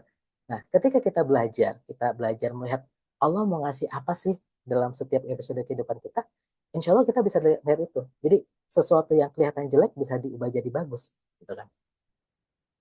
Bisa jadi ada kebaikan-kebaikan di situ. Nah, begitu juga ketika kita melihat tadi, oh kita dari keluarga yang bermasalah gitu kan. Ada masalah di sini dan di sana. Nah, kita lihatnya apa sih yang Allah akan kasih? Oh, ternyata misal kita punya orang tua yang keras sekali gitu kan ternyata, tapi akhirnya kita tumbuh jadi orang yang tangguh gitu kan. Nggak mempan dibully di mana-mana gitu kan. Itu kan sesuatu yang harus kita syukuri gitu kan. Terus tapi orang tuanya nyebelin gitu dulu, marah-marah mulu segalanya kan. Tapi ketika kita akhirnya melihat bahwa itu adalah bagian dari rencana Allah, rencana besar Allah terhadap diri kita untuk membentuk diri kita jadi apa ya, dengan potensi terbaik kita, insya Allah kita bisa maafin. Insya Allah kita bisa maafin, dan ketika kita udah maafin itu, kita lepas itu, dan kita menerima itu sebagai bagian dari pendidikan Allah, ya udah fine-fine aja. Mudah-mudahan setelah itu ya nggak ada lagi gembolan luka masa lalu yang kita bawa-bawa kemana-mana. Jadi kalau kalau saya lebih melihatnya ke situ. Oke, terima kasih banyak Ustadz atas jawabannya. Oke, ini Alhamdulillah Ustadz banyak banget nih pertanyaan-pertanyaan titipan dari teman-teman. Eh, Selanjutnya ada pertanyaan. Assalamualaikum Ustadz, izin bertanya. Salah satu hal yang bikin saya takut menikah adalah takut salah pilih. Kayak muncul pertanyaan, dia jodoh saya bukan ya? Gimana cara menghilangkan atau mengurangi rasa khawatir ini Ustadz? Terima kasih Ustadz. Oke, ngomong salah pilih. Jadi gini, setelah yang harus kita tahu bahwa kita tidak tahu masa depan. Kita nggak tahu masa depan, kita nggak bisa ngeliat yang gaib, kita cuma bisa lihat bagian-bagian yang zahir aja. Kita cuma bisa lihat apa yang ada di depan mata kita aja. Nah, lalu gimana sih caranya supaya kita nggak salah pilih? Gitu. Kalau nggak salah pilih itu ya, cara yang paling gampang pertama satu menurut saya adalah husnuzon sama Allah. Balik lagi, husnuzonnya dikencengin ke Allah. Terusnya beresin niatnya. Kenapa sih mau nikah? Karena niat ini yang bakal jadi ujian setelah pernikahan. Jadi bukan ke orang lain sebetulnya, tapi ke diri kita sendiri. Siapkan diri kita. Kita tuh niatnya mau nikah buat apa? Gitu. Nah, terus setelah itu sudah siap, kita khususun sama Allah, kita sudah siapkan niat kita, maka kita jalankan. Tadi kan sudah dikasih tahu sama saya juknisnya. Allah tuh udah ngasih juknis gitu. Allah udah ngasih juknis, petunjuknya, petunjuk teks. Laki kalau nyari istri tuh yang kayak gini gitu. Pilih agamanya, cari yang alwalut, walwadud, jangan pilih yang bermasalah gitu kan. Yang kelihatannya kayaknya keren, oh dia dipuja banyak orang, cantik, tapi ternyata punya masalah.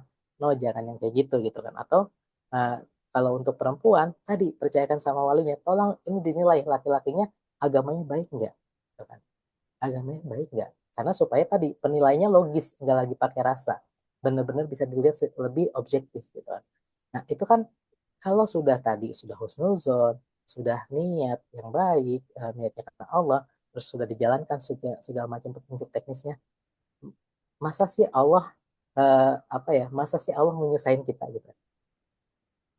Masa sih Allah mau mencelakakan kita? Padahal kita lagi dalam rangka taat pada Allah gitu. Jadi balik lagi, ketika kita melihat pernikahan itu bukan sebagai sebuah tujuan, melainkan sarana untuk mendekat pada Allah, lalu kita jaga setiap prosesnya karena Allah, insya Allah nanti baik gitu kan. Walaupun tadi mungkin jalan kebaikannya tidak sesuai dengan harapan kita gitu kan. Mungkin jalan kebaikannya, kan saya pengennya maksudnya biar kayak gini ya Allah, tapi ternyata jalannya dikasihnya yang lain. Tapi Allah lebih paham mana yang baik buat kita. Ada orang yang lebih baik dikasih Misal dulu contohnya ada orang yang lebih baik dikasih zamannya Rasulullah tetap miskin gitu kan. Ada yang dikasih kebaikannya dengan kekayaan. Ketika dia maksa minta jadi kaya, ternyata jadi masalah. Gitu. Nah, jadi cara-caranya melihatnya gitu.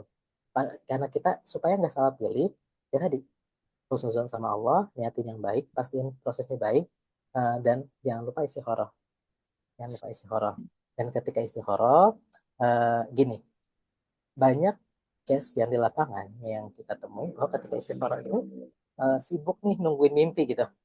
Udah istihara belum? Udah ya, udah Kang gitu. Tapi belum mimpi-mimpi ini gitu. Nah itu kalau istihara itu jangan nungguin mimpi gitu. Jadi istihara ini kita ini di zaman ini istihara ini jadi sesuatu yang mahal, sesuatu yang langka. Kita tuh istihara kalau mau nikah, mau pindah kerja gitu kan, mau melakukan sesuatu yang hal besar, yang menurut kita besar. Tapi zaman-zaman dulu, zaman sahabat salafus saleh itu ada sahabat-sahabat yang istikharah cuma mau beli garam gitu kan. Mau beli garam istikharah. Coba bayangin kalau mau beli garam istikharah terus dia nungguin mimpi kapan beli garamnya. Kalau mimpi hari itu gitu, kalau minggu depan baru baru mimpi gitu kan. Nggak jadi beli garam, hambar 1 minggu makanannya gitu kan. Nah, jadi istikharah itu kalau sudah istikharah jalan maju maju aja, lanjutkan terus sambil terus istikharah. Kalau memang itu baik, nanti insya Allah akan diberikan ketetapan hati dan dimudahkan urusannya, gitu kan? Dimudahkan urusannya. Tapi kalau dia tidak baik, nanti Allah akan kasih tanda-tandanya. Dan nah di sini yang perlunya perlunya ilmu untuk baca tandanya. Jadi tanda istihara itu nggak cuma sekedar ya, oh saya udah doa kayak gini lalu dikabulkan gitu ya. Oh iya dikabulkan doa ini. Tapi ada tanda-tanda yang berupa syar'i gitu, yang adanya syar'i. Misal, iya ya saya pengen ini, saya pengen punya suami mungkin yang yang bisa punya mobil, punya rumah, punya villa 3 gitu kan, kapal yacht 1 gitu kan. Terusnya dapet, dapet. Tapi ternyata udah istikharah dapet, lancar mau nikah. Tapi si suami ini bilang gini, yang calon suami bilang, nanti kalau sudah nikah sama saya jilbab dilepas kamu pakai rok mini gitu ya. Nah itu tuh tanda gitu, itu tuh tanda istikharahnya. Oh, oh ini bukan jalan menuju Allah gitu kan, karena oh iya rumahnya 3, ya villanya 6 gitu, misal yachtnya 3 gitu. Tapi disuruh pakai rok mini gitu kan, disuruh lepas jilbab itu kan jadi tidak menuju Allah kan. Maka itu jawaban istikharahnya tinggal gitu ya kalau yang kayak gitu. Nah, jadi tadi gitu. Jadi jalankan husnuzon sama Allah, jalankan semua petunjuk teknisnya. Lalu ya udah doa istikharah mudah-mudahan sih insya Allah dapat gitu. Karena balik lagi kita nggak tahu jalan kebaikan kita. Oke, baik. Alhamdulillah. Terima kasih banyak Ustadz atas jawabannya. Oke, Ustadz, setelah saya hitung, ini masih ada sekitar 5 sampai 6 pertanyaan, Ustadz. Karena sudah jam 9, saya mau izin nih sama Ustadz, mau tetap dilanjutkan untuk pertanyaannya sampai selesai, atau bagaimana, Ustadz? Boleh kalau mau dilanjutkan, nggak apa-apa. Oh, Masya Allah. Alhamdulillah. Terima kasih, Ustadz. Oke, ini Ustadz. Pertanyaan selanjutnya. Sebentar. Oke, dari laki-laki nih, Ustadz, dari Ikhwan. Izin DM Kak dan dibuat anonim juga. Assalamualaikum Ustadz. Saya izin meminta saran dari Pak Ustadz. Apa saja yang sebaiknya pria yang masih lajang pelajari dan lakukan selama masih fase jomblo sebelum dia menemukan pasangan yang tepat atau memasuki dunia pernikahan agar terjaga iman dan dapat menjadi imam yang baik bagi calon istrinya nanti. Terima kasih. Oke, Waalaikumsalam warahmatullahi wabarakatuh. Ini menarik gitu, menarik. Kenapa? Karena eh, ini bagiannya kadang laki-laki itu suka lupa. Jadi dulu kita pernah punya kajian namanya kajian laki. Kajian memang khusus buat laki-laki. Dan memang ini penting. Banyak teman-teman yang laki-laki yang nggak paham tadi. Sesederhana ketika kami tanya, apa sih kewajiban pertama, kewajiban yang paling utama seorang suami? Semuanya rata-rata jawabnya finansial, gitu kan? Finansial. Nah, padahal itu bukan kewajiban utamanya. Kewajiban utamanya suami itu adalah tadi melindungi dirinya dan keluarganya dari api neraka. Nah, jadi kalau misal teman-teman yang laki-laki nih ya, yang masih jomblo, apa sih yang perlu dilakukan? Satu, gini dulu, belajar tentang kelaki-lakian, latih koamnya dan pelajari sebetulnya fungsi laki-laki dalam sebuah pernikahan itu apa sih? Peran laki-laki, peran seorang suami dalam sebuah pernikahan apa sih gitu kan? Paling sederhana ya, misal saya ngedapatin banyak di masyarakat bahwa ketika berbicara pernikahan mengenai kewajiban ya, orang berpikirnya laki-laki itu kalau sudah nikah maka ya semuanya urusan istri gitu. Di rumah tuh urusan istri, nyuci istri, masak istri dan lain-lain istri. Padahal itu tuh kewajiban suami. Karena kenapa kewajiban suami itu salah satunya ya ngasih nafkah. Nafkah itu nafkah ya, nafkah itu makan. Makan yang benar makan. Jadi beras itu bukan makanan gitu kan. Beras itu kan bahan mentah, harus dimasak dulu buat jadi makanan. Makanya dulu sahabat-sahabat itu kayak Abu Bakar terbiasa bikinin roti buat keluarganya gitu. Jadi suami itu harus paham mengenai apa yang jadi kewajibannya dan apa yang jadi kewajiban istri. Kewajiban istri itu sederhana, cuma taat, taat aja. Jadi sebetulnya walaupun suami ya punya kewajiban masak gitu kan, tapi bilang ke istrinya tolong masakin gitu ya, nggak apa-apa dimasakin. Tapi jangan lalu kemudian jadi sewenang-wenang. Nah, pemahaman terhadap apa yang jadi kewajiban dirinya dan kewajiban istrinya itu akan membedakan nanti kualitas pernikahannya. Kenapa? Karena misal tadi simple, kayak masalah makan, masalah bersih-bersih rumah, masalah nyuci dan lain-lain urusan di rumah itu yang tadinya sebagai kewajiban suami. Ketika seorang suami paham, maka ketika istrinya tidak melakukan itu dia nggak marah karena dia paham itu kewajiban dia. Dan ketika istrinya melakukan itu akan nambah syukurnya dia karena dia tahu itu kewajiban dia dan uh, dibantu sama istrinya. Jadi syukur dia terhadap istrinya itu akan bertambah gitu kan. Nah itu ini penting. Jadi untuk laki-laki, jadi pahami dulu apa sih, coba cari tahu, belajar lagi ilmunya tentang apa aja sih kewajiban suami, atau lebih jauh lagi apa sih kewajiban ayah nanti ketika sudah punya anak gitu kan. Karena ayah itu sekarang gini, banyak orang yang ya udah ayah yang pergi kemana-mana, pokoknya urusan ayah nyari duit, yang didik anak-anak ibu. Padahal iya, umi itu ibu itu madrasatul ula, madrasah utama, tapi kepala sekolahnya harusnya ayahnya. Karena dalam Quran itu kalau nggak salah seingat saya ada 14 didokumentasikan dialog antara ayah sama anak, tapi dialog anak sama ibu tuh cuma satu, apa cuma dua kalau nggak salah. Jadi peran porsi ayah untuk mendidik anak itu sebetulnya harusnya lebih besar, lebih besar. Jadi memahami itu. Terus suami itu harus banyak belajar gitu, memahami karakter perempuan gitu kan, karakter perempuan. Membuat teman-temannya aku jangan marah nih kalau saya bilang gini. Jadi buat temennya tadi yang nanya ya laki-laki ya. Jadi jadi seorang suami itu harus sadar bahwa istrinya itu perempuan. Kalau bahasanya Rasulullah, perempuan itu Rasulullah bilang gini, wanita itu uh, punya karakter yang kalau engkau melakukan satu kebaikan kepadanya selama 1 tahun, lalu engkau melakukan suatu hal yang dia nggak suka, dia akan melihatmu seakan-akan nggak ada kebaikan apa-apa sama kamu gitu. Nah itu karakter perempuan. Jadi ketika perempuan melakukan itu jangan jangan tiba-tiba langsung, wah nggak bisa, saya talak kamu kayak ini, kamu nggak tahu nggak tahu diri, nggak tahu ini. Soalnya. Itu kan memang karakternya perempuan. Ketika emosinya lagi ini, lagi muncak, nah itu yang terjadi. Karena Ummul Mukminin juga ada yang melakukan seperti itu. Jadi harus paham paham hal-hal yang seperti itu. Harus paham karakteristik perempuannya yang nanti jadi makmumnya dia. Nah, ini penting. Jadi belajar itu. Belajar tentang tadi kewajiban suami dan belajar tadi target dakwahnya siapa. Karena nanti kan kalau udah punya istri berarti istri itu jadi target dakwahnya yang pertama. Itu yang jatah dididiknya dulu gitu. Nah, terus belajar gimana jadi pendidik yang baik. Jadi banyak pokoknya selama masih jomblo jangan jangan pernah bosan-bosan cari terus ilmunya, gali terus gimana jadi seorang pemimpin yang baik, gimana jadi seorang suami yang baik, apa aja kewajiban suami, gimana cara mendidik istri, dan lain-lain. Sampai nanti Allah kasih ketemu sama jodohnya. Dan kalau tadi, kalau untuk jomblo, kalau belum ketemu jodohnya, ya jangan santai aja gitu. Santai aja. Karena Allah paham mana yang terbaik gitu. Jadi santai aja. Oke, syukuran Ustaz. Jadi teman-teman santai aja ya, masih jomblo, nggak usah takut kalau nggak dapet jodoh dari Allah. Semoga Allah pertemukan di waktu yang tepat, insya Allah. Amin. Nih boleh di-highlight nih kalimat dari Ustadz untuk yang laki-laki. Kalau nanti jadi suami, harus sadar bahwa istrinya adalah perempuan. Itu tadi langsung saya catat, Ustadz. Siap. Siap. Insya Allah. Oke. Masya Allah, ini pertanyaan masih banyak banget. Oke, selanjutnya Ustadz. Ini pertanyaan dari laki-laki lagi, Ustadz. Kak izin tanya, tapi tolong jangan sebutkan nama saya ya. Bagi laki-laki, salah satu ketakutan untuk menikah itu karena biaya pernikahannya yang cukup mahal. Karena menikahnya harus mewah dan lain-lain. Bagaimana kita harus menyikapinya, Ustadz? Terima kasih.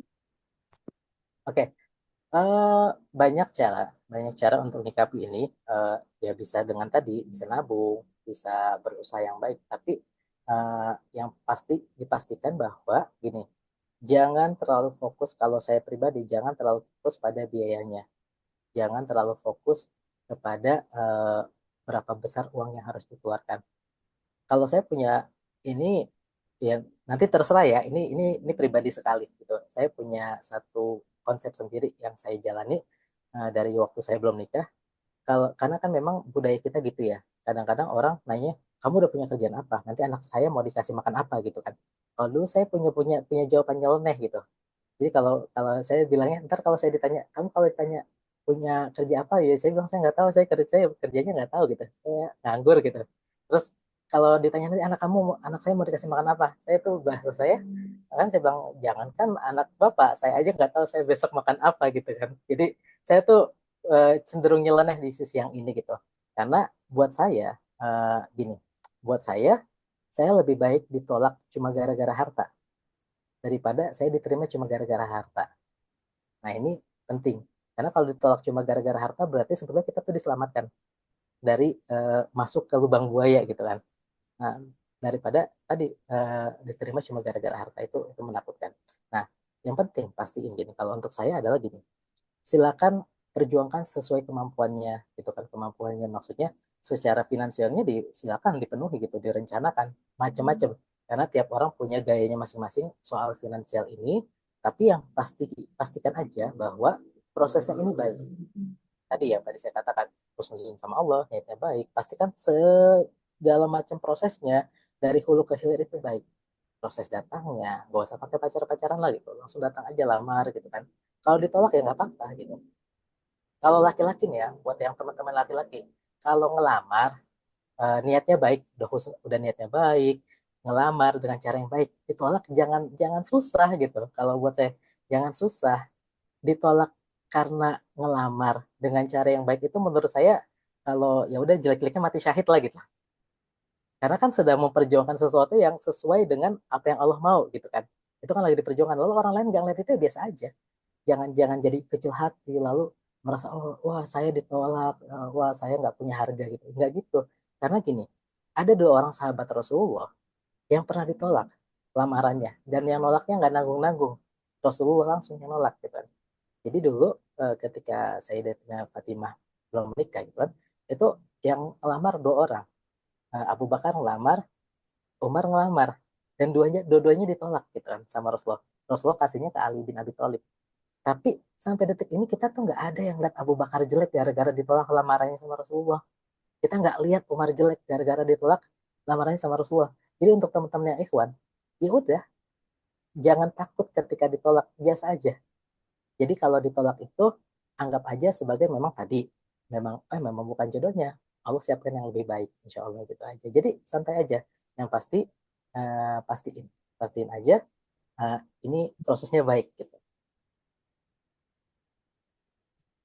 Baik, Alhamdulillah. Semoga menjawab ya, Kak, yang bertanya.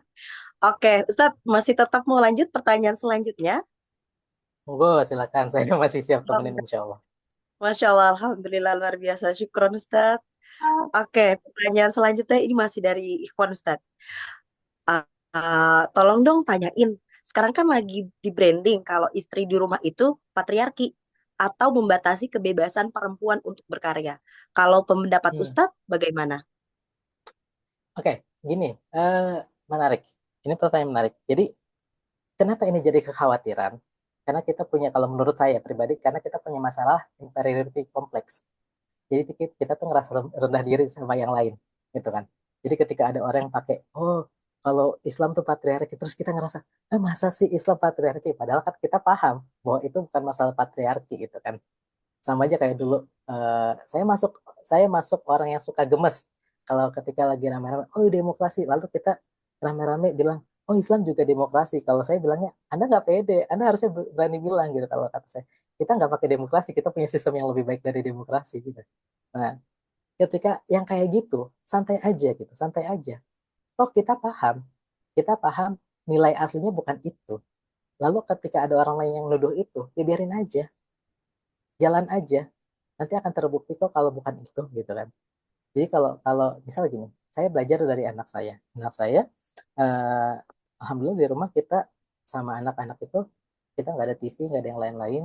Kita ajarkan mereka sirah gitu. Sempat kita punya kekhawatiran nanti ketika anak-anak ini ketemu teman sebayanya, yang lain tahu Iron Man, Batman dan lain-lain. Sementara ketika dia nanya ke kita bilangnya itu badut gitu. Pokoknya mau Iron Man, Batman, Hulk atau apa, pokoknya badut gitu. Yang dia kenal Khalid bin Walid, Salahuddin Al-Ayyubi, Muhammad Al-Fatih, Abu Bakar dan lain-lain. Nanti anak kita minder nggak ya gitu kan. Tapi ternyata ketika kita pernah suatu hari kita perhatikan ada satu pertanyaan dari temennya, kenal Iron Man nggak? Nah dia kan udah asik tuh dengan Khalid bin Walid nih, dengan Ismail. Dia dengan santai bilang, oh nggak tahu. Kamu tahu Khalid bin Walid nggak gitu? Akhirnya dibalik tanya gitu. Akhirnya jadi temennya ini yang malah nyari tahu, oh iya Khalid bin Walid siapa gitu. Nah, jadi sebetulnya gini, ketika ada pandangan-pandangan yang jelek mengenai apa yang sudah Allah turunkan, yang hukumnya kita tahu itu kebaikan, ya santai aja, jalanin aja.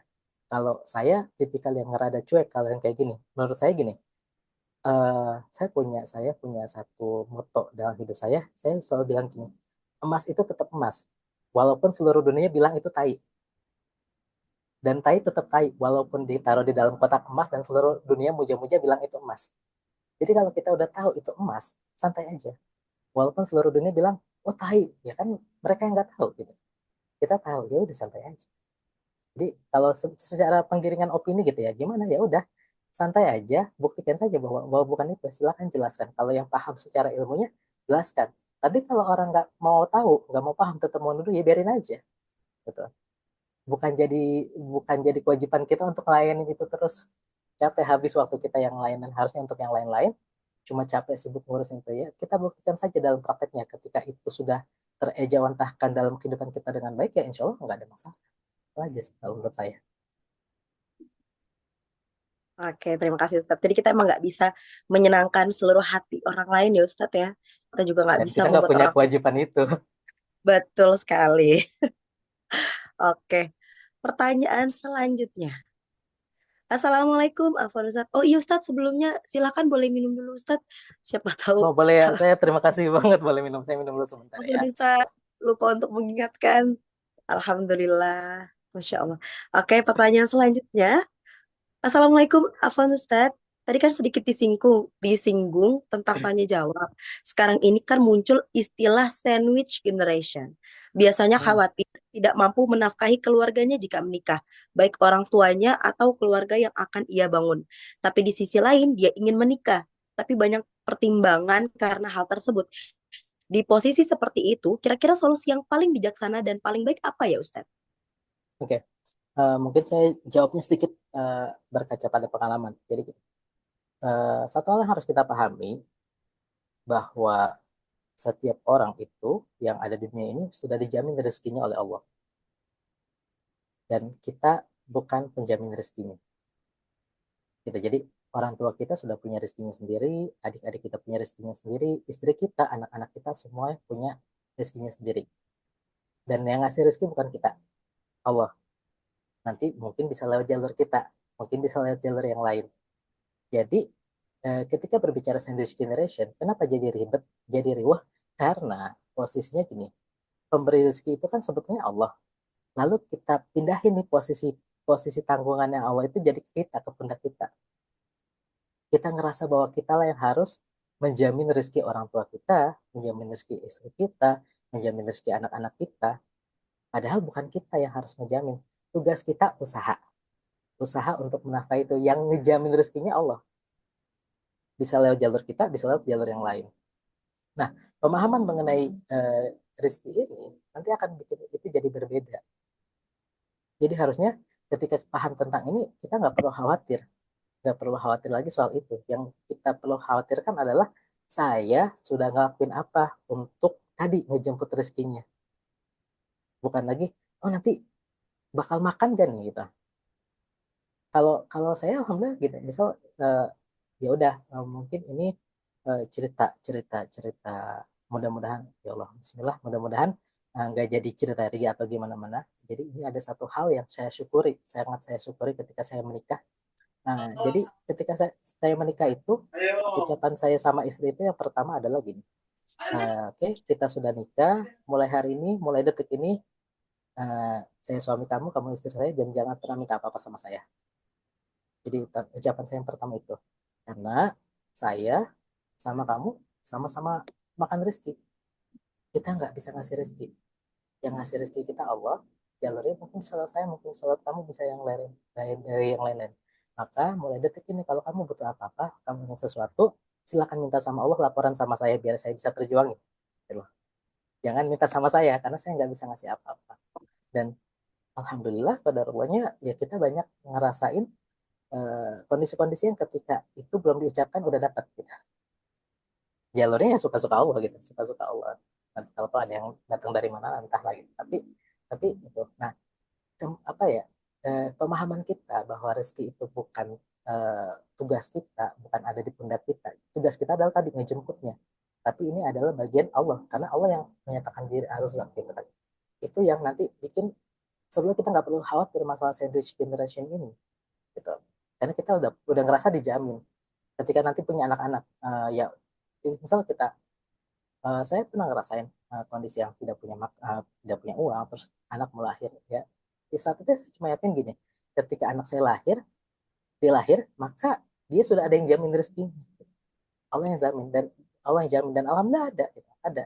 Jadi tiap anak itu ada rezekinya masing-masing. Jadi itu sangat mengangkat beban kita, bukan kita yang ngasih rezeki. Kita sebagai suami, sebagai seorang suami punya tugas untuk tadi, misal sebagai seorang anak laki-laki sama orang tuanya, gimana bisa ngasih apa, bisa memberikan yang terbaik untuk orang tuanya, ke istri, ke anak-anak, gimana memberikan yang terbaik, tapi yang ngasih rezeki bukan kita.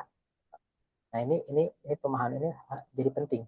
Nah, terus ketika udah paham bahwa yang ngasih rezeki sama Allah kan gini, Allah itu kan menyatakan dirinya adalah zat yang maha menepati janji, dan Allah menyatakan dirinya Ar-Razzaq gitu kan, yang maha memberi rezeki gitu kan.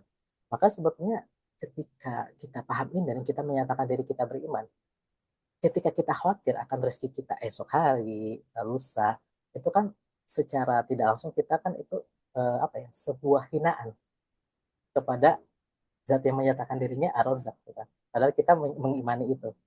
Nah, jadi untuk yang kayak tadi masalah sandwich generation itu sebenarnya masalahnya bukan di situ gitu, masalahnya bukan bukan masalah berapa banyak yang jadi tanggungannya, tapi bagaimana kita melihat rezeki itu apa, dan bagaimana kita melihat campur tangan Allah dalam kehidupan kita. Jadi kalau dari saya sih itu. Oke, baik. Alhamdulillah. Terima kasih. Jadi intinya kita nggak boleh ragu ya Ustadz sama Allah. Semuanya udah Allah jamin. Karena kalau misalnya kita ragu berarti tandanya kita ragu sama Allah. Ya. Oke. Selanjutnya pertanyaan dari Kak Yasin. Ustadz mau nanya, cara melihat akhlak yang baik dari ikhwan caranya seperti apa ya Ustadz? Agar bisa membedakan memang akhlaknya baik atau cuman cari perhatian aja di depan akhwat. Terima kasih Ustadz. Oke, Bismillah. Jadi kalau kalau untuk teman-teman yang akhwat, ketika ngeliat ikhwan, eh, caranya sebetulnya ada banyak instrumen yang bisa kita pakai. Kalau dulu Amirul Mukminin Umar bin Khattab itu caranya adalah cari, kalau Umar bin Khattab caranya dua. Jadi kalau kamu pengen kenal sama seseorang, tanya dua orang. Yang pertama, tanya orang yang pernah safar sama dia, yang pernah safar. Yang kedua, tanya musuhnya.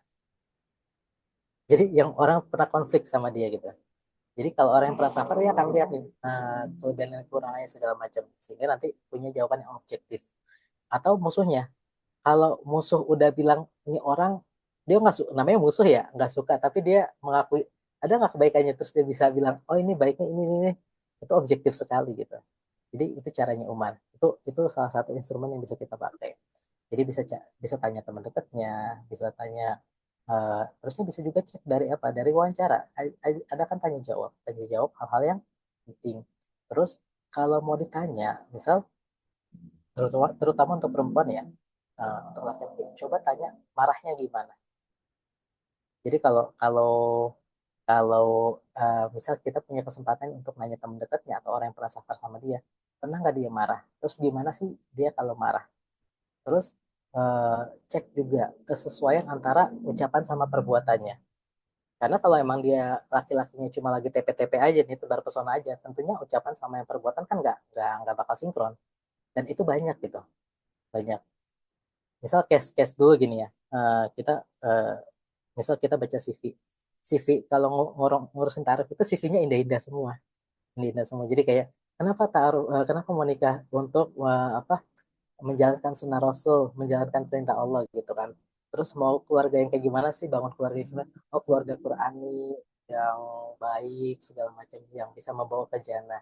Lalu kita sodorkan misal, ini ada nih akhwatnya baik, eh, akhlaknya baik, Qurannya baik, dia ngaji, sikapnya selama ini baik. Terus ikhwannya ngomong gini, jangan yang itu kan. Kenapa? Nah, gemuk kita gemuk. Nah, itu kan nggak sesuai. Maksudnya apa yang dinyatakan sama dia dalam CV-nya itu kan udah indah berbunga-bunga gitu kan. Tapi ketika kita sodorkan dengan tadi kriterianya kan butuhnya buat bentuk keluarga Qurani. Awalnya Qurannya bagus, ngaji, bisa kok diajak sama-sama gitu kan kalau menuju jalan. Terus dia bilang, tapi gemuk gitu. Nyarinya kayak gimana sih? Bihun gitu kan, bihun. Nyari yang putih, tinggi, langsing gitu.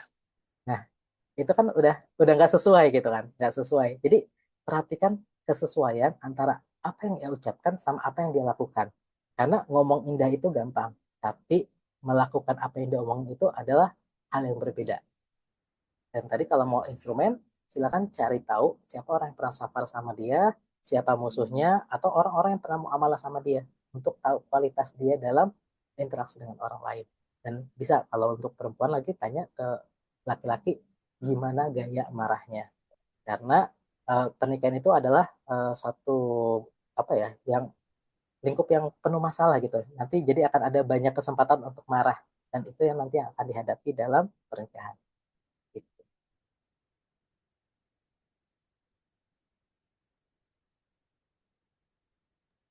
Maaf kalau lu masih di mute.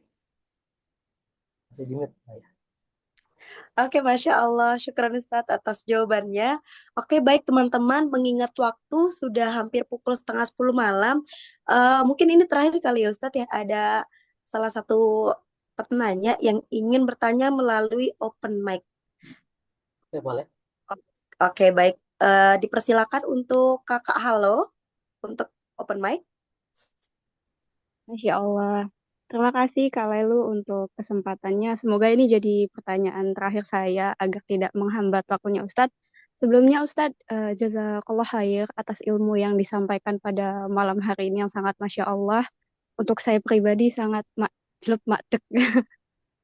Sebelumnya perkenalkan saya Ana Ustadz, izin bertanya. Sebelum Silakan. bertanya, saya ini kebetulan Alhamdulillah istri baru ya Ustadz yang usia pernikahan saya dan suami belum beranjak 1 tahun. Jadi masih masih baru sekali gitu Ustadz. Nah, Dan alhamdulillah nomor 5. dan alhamdulillah, suami saya berakhlak baik, berperilaku baik, lalu keluarga saya juga baik, begitupun dengan keluarga suami saya. Tapi di sini saya sedang mendapatkan ujian yang saya rasa ujiannya dari diri saya sendiri Ustadz.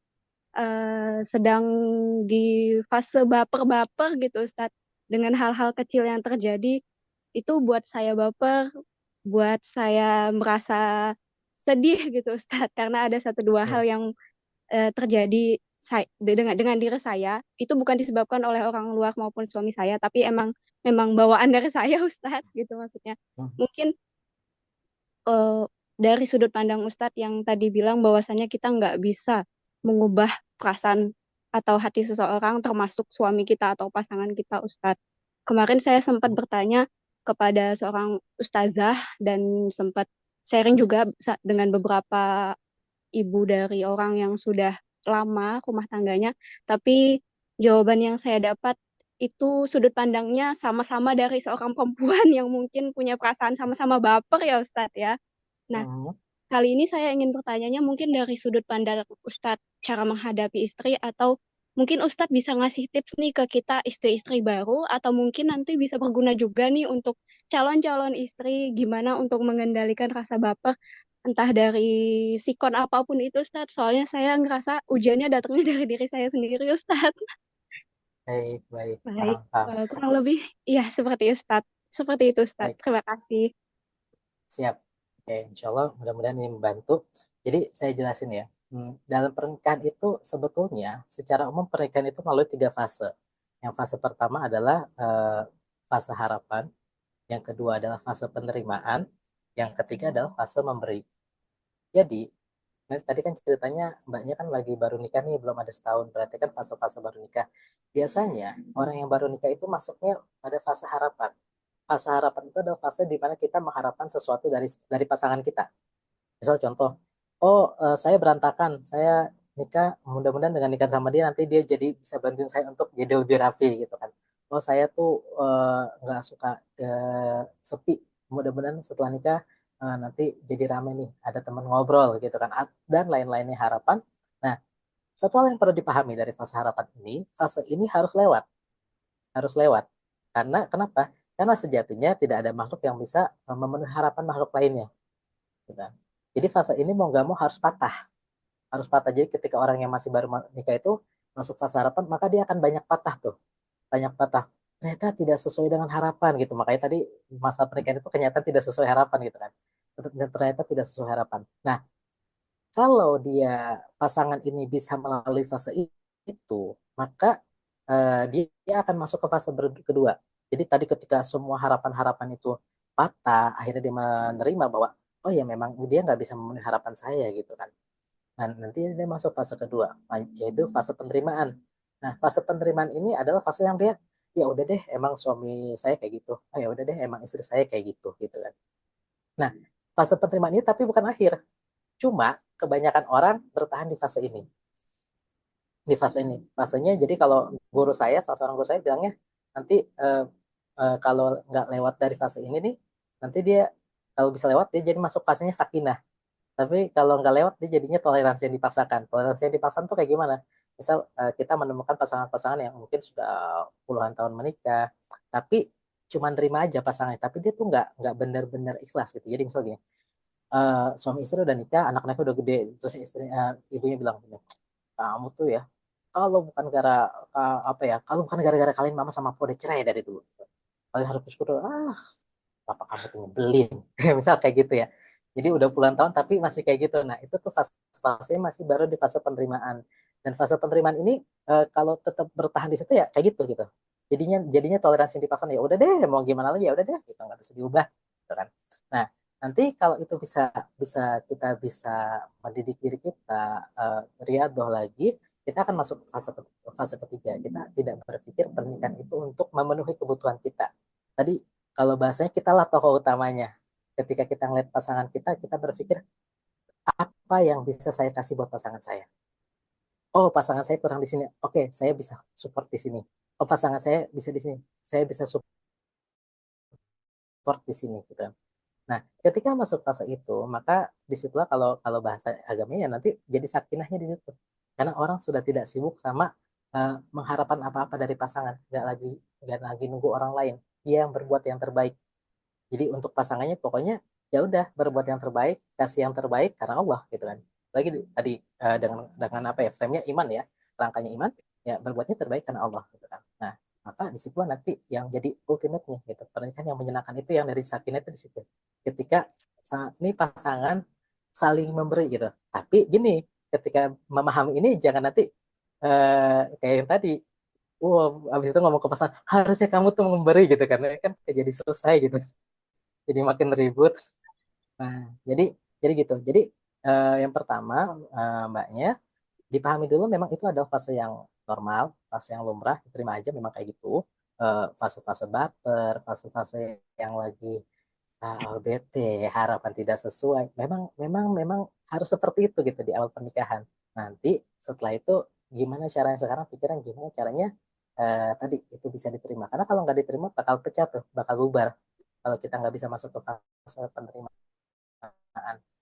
Nah, nanti kalau nggak bisa naik lagi ke fase memberi, bakal nggak bubar tapi ya menderita lah gitu, menderita. Dan itu tuh balik lagi semuanya harus balik lagi ujungnya ke Allah gitu kan. Karena gini, selama kita masih berharap sama manusia, harapan itu nggak akan bisa tercapai gitu kan.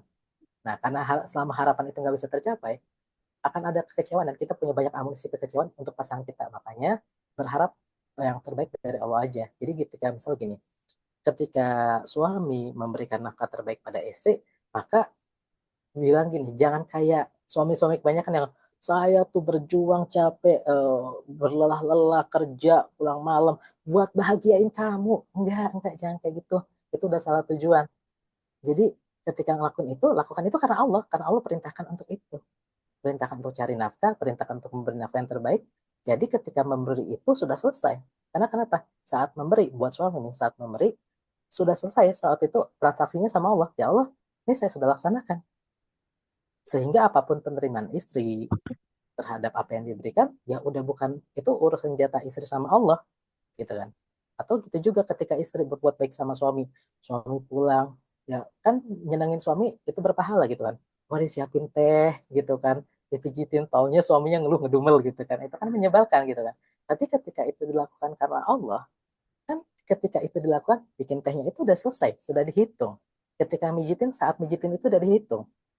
Urusannya sama Allah. Masalah suami yang nerimanya tidak menyenangkan, itu urusan suaminya sama Allah. Kok udah dikasih rezeki, dikasih kebaikan, terimanya dengan cara yang tidak baik gitu kan. Kan karena tiap orang nanti pada akhirnya bertanggung jawab masing-masing kepada Allah. Nah, jadi itu dulu. Pokoknya kalau dari saya, pahami aja bahwa memang itu prosesnya, terutama di awal-awal pernikahan. Nah, sekarang gimana caranya itu dari tadi, sekarang masih fase harapan, masuk ke penerimaan, nanti bisa lagi masuk lebih ke memberi. Dan itu nggak bakal bisa dilalui kecuali nanti balik ke Allah. Kalau tadi tujuannya udah sampai ke Allah bahwa ini dilakukan karena Allah, insya Allah nanti nyampe. Tapi kalau tujuannya bukan itu, tujuannya karena suaminya, karena orang tua, karena faktor-faktor lainnya yang di luar Allah, tentu akan jadi masalah. Karena nanti akan menimbulkan kekecewaan baru yang akhirnya kita punya banyak amunisi untuk, ya bahasa kasarnya, kita bubarin aja deh pernikahan. Gitu. Ya, Alhamdulillah, terima kasih banyak Ustadz atas jawabannya. Semoga Kakak Halo bisa terpuaskan atas jawaban dari Ustadz dan semoga pernikahan Kakak Halo dan pasangannya berjalan dengan baik dan dapat melewati segala fasenya dengan baik bersama pasangan. Amin amin ya rabbal alamin. Amin, amin ya Rabbal. Baiklah teman-teman semua, sebelumnya saya mohon maaf sekali karena masih ada beberapa pertanyaan yang sepertinya tidak bisa langsung dijawab malam ini karena mengingat waktu sudah sangat overload. Harusnya kita di jam 9 sudah selesai, tapi Masya Allah luar biasa atas kebaikan Ustadz. Hampir semua jawaban hari ini dijawab. Cuman Ustadz jujur masih banyak sih pertanyaan yang belum dijawab. Teman-teman ternyata masih banyak banget yang penasaran. Semoga dari banyaknya pertanyaan ini bukan berarti banyak yang takut menikah ya. Mudah-mudahan enggak. Pengen belajar, Mudah-mudahan pengen belajar. tidak. Betul, betul sekali. Masya Allah. Ustadz, saya ucapkan terima kasih banyak atas segala ilmunya yang sudah dibagikan hari ini. Luar biasa sekali. Jawaban-jawaban Ustadz juga Masya Allah kompleks sekali. Alhamdulillah. Nah Ustadz, ada yang minta adain dong sesi 2-nya. Boleh nanti tanya panitianya ya. Saya insya Oke, Allah siap. Gitu, Kak. Masya Allah, Alhamdulillah. Atau Ustadz, jika ada yang ingin bertanya, Ustadz boleh share sosial medianya atau bagaimana Ustadz? Boleh, saya ada IG, IG-nya My Fikri. Nah, ntar saya coba ketik ya. Oke, syukran Ustadz. Buat teman-teman yang mau kepo-kepo soal profilnya Ustadz Zulkifli, boleh banget dicek at myfikri. Oke, baiklah Ustadz, sebelum saya tutup, izin untuk penyerahan sertifikat kepada Ustadz selaku pemateri yang insya Allah akan di-share oleh Kak Dinda. Betul?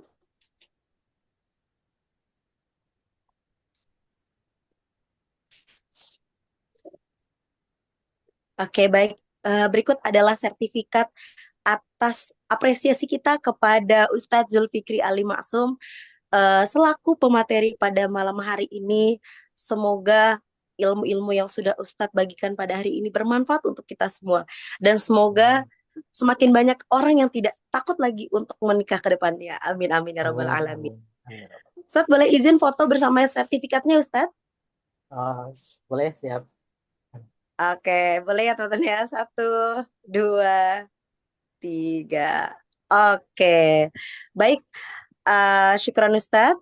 Selanjutnya sesi foto bersama ya teman-teman ya.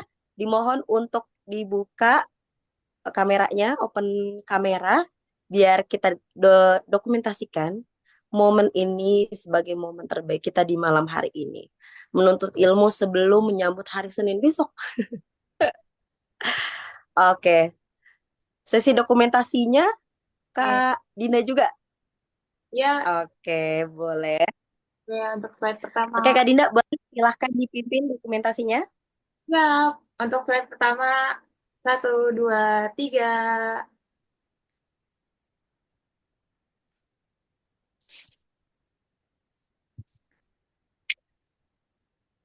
Oke, slide kedua.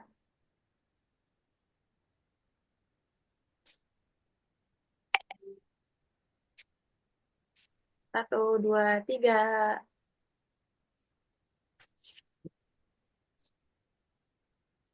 Ya, udah Kak Lailu. Terima kasih. Baik, Masya Allah. Syukran kasir, Kak Dinda, atas dokumentasinya. Sekali lagi, Alhamdulillah saya ucapkan kepada narasumber kita, Ustadz Zulfikri Ali Maksum, atas sharing sessionnya tentang marriage nya dan pada isang ya, semoga berbaik semua, amin amin amin. Dan insya Allah semoga untuk semua yang lo mendapatkan biar Allah temukan dengan jodoh terbaiknya di waktu yang tepat, amin amin ya rabbal alamin. Oke, sebelumnya Ustadz, apakah ingin closing statement sebelum saya tutup dengan doa penutup? Oke, baik. Untuk teman-teman yang sedang menjemput jodoh, kalau dari saya pesannya gini, sederhana. Banyak dari kita yang suka rendah diri ketika kita maju gitu, terutama laki-laki maju dengan cara yang baik karena kita kalah tuh sama yang nakal-nakal gitu ya. Nah, untuk saya dari saya kalau memang sudah niat maju, niatkan Allah, maju saja dengan cara yang terbaik. Pastikan semua prosesnya baik, adapun nanti diterima atau ditolak itu jadi proses yang akan mendewasakan dan membuat kita jadi lebih baik insya Allah. Jadi jangan jangan jangan takut dan jangan jadi rendah diri. Selama kita menawarkan yang baik dari prosesnya dari hulu ke hilir baik itu kan berarti kita kan nawarin baik gitu kan. Jadi kalau saya punya filosofinya penjual apa sales Ferrari gitu kan. Ferrari itu kan mobil mahal gitu, tapi kan nggak semua orang bisa beli. Nggak semua orang bisa beli dan nggak semua orang paham betapa apa bagusnya itu gitu kan. Nah jadi kalau kita sudah menjalankan semuanya baik, niatnya baik, prosesnya baik, kita maju dengan cara yang baik, ya udah saya anggap aja kita lagi menawarkan mobil Ferrari. Kalau orang nggak beli, berarti bukan mobilnya jelek gitu. Bukan mobilnya jelek, memang bukan jodohnya, memang bukan jodoh, bisa jadi dia nggak ngerti atau dia nggak sanggup beli gitu aja. Jadi silakan tawarkan ke yang lain dengan cara yang baik. Jadi pastikan saja apa yang ditawarkan kualitasnya tetap baik dan mudah-mudahan nanti insya Allah dapat jodoh terbaiknya dari Allah. Itu ya. Amin amin ya rabbal alamin. Syukran Ustadz. Wah, Alhamdulillah. Jazakallah khairan kasir Ustadz Zulfikri Ali Maksum atas closing statementnya pada malam hari ini. Oke, baik. Sebelum saya tutup pertemuan pada hari ini, saya izin menginformasikan perihal donasi yang terkumpul. Jadi Ustadz, webinar kali ini kita adakan salah satu tujuannya selain untuk sharing ilmu, yaitu untuk mengumpulkan donasi karena Mosque Ranger akan melaksanakan Mission 12, yaitu membangun salah satu madrasah di pelosok Bogor. Dan Alhamdulillah pada hari ini dalam webinar kali ini sudah terkumpul donasi sekitar 1.315.000.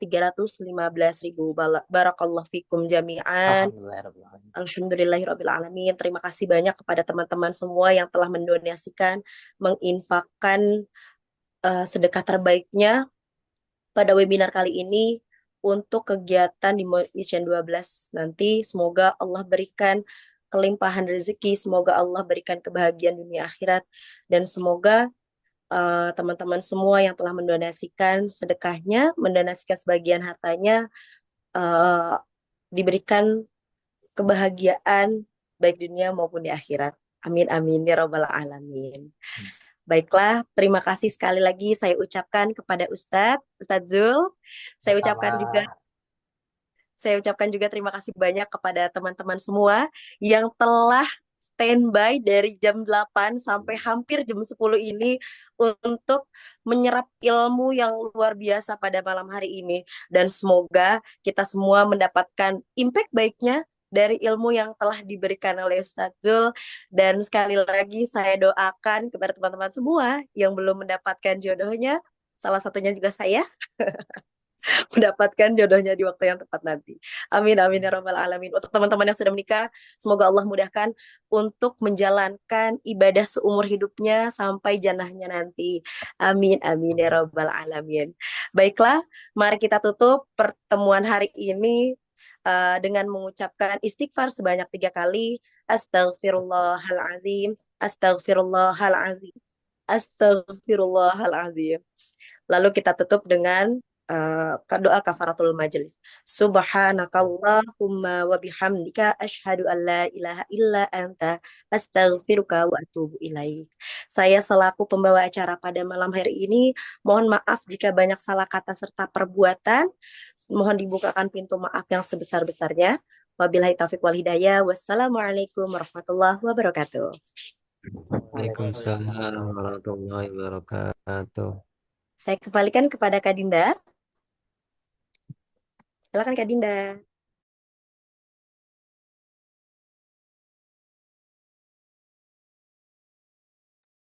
Masih di mute Kak Dinda. Ya, terima kasih banyak Kak Lailu dan juga Pak Ustadz Zulfikri untuk semua sharing sessionnya. Insya Allah malam ini kita dapat banyak banget insight yang bisa kita coba pelajari dan implementasikan di kehidupan kita kelak. Dan semoga benar ya, seperti kata Kak Lailu, semoga kita akan mendapatkan jodoh di saat yang tepat dengan persiapan yang matang.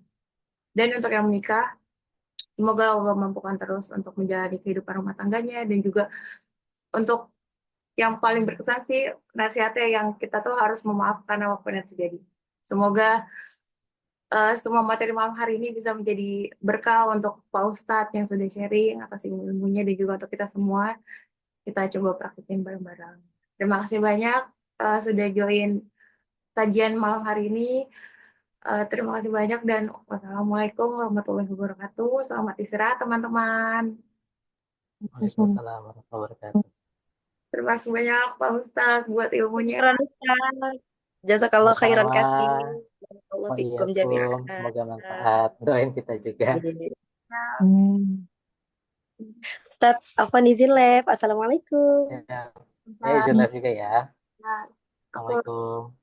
meeting ya teman-teman.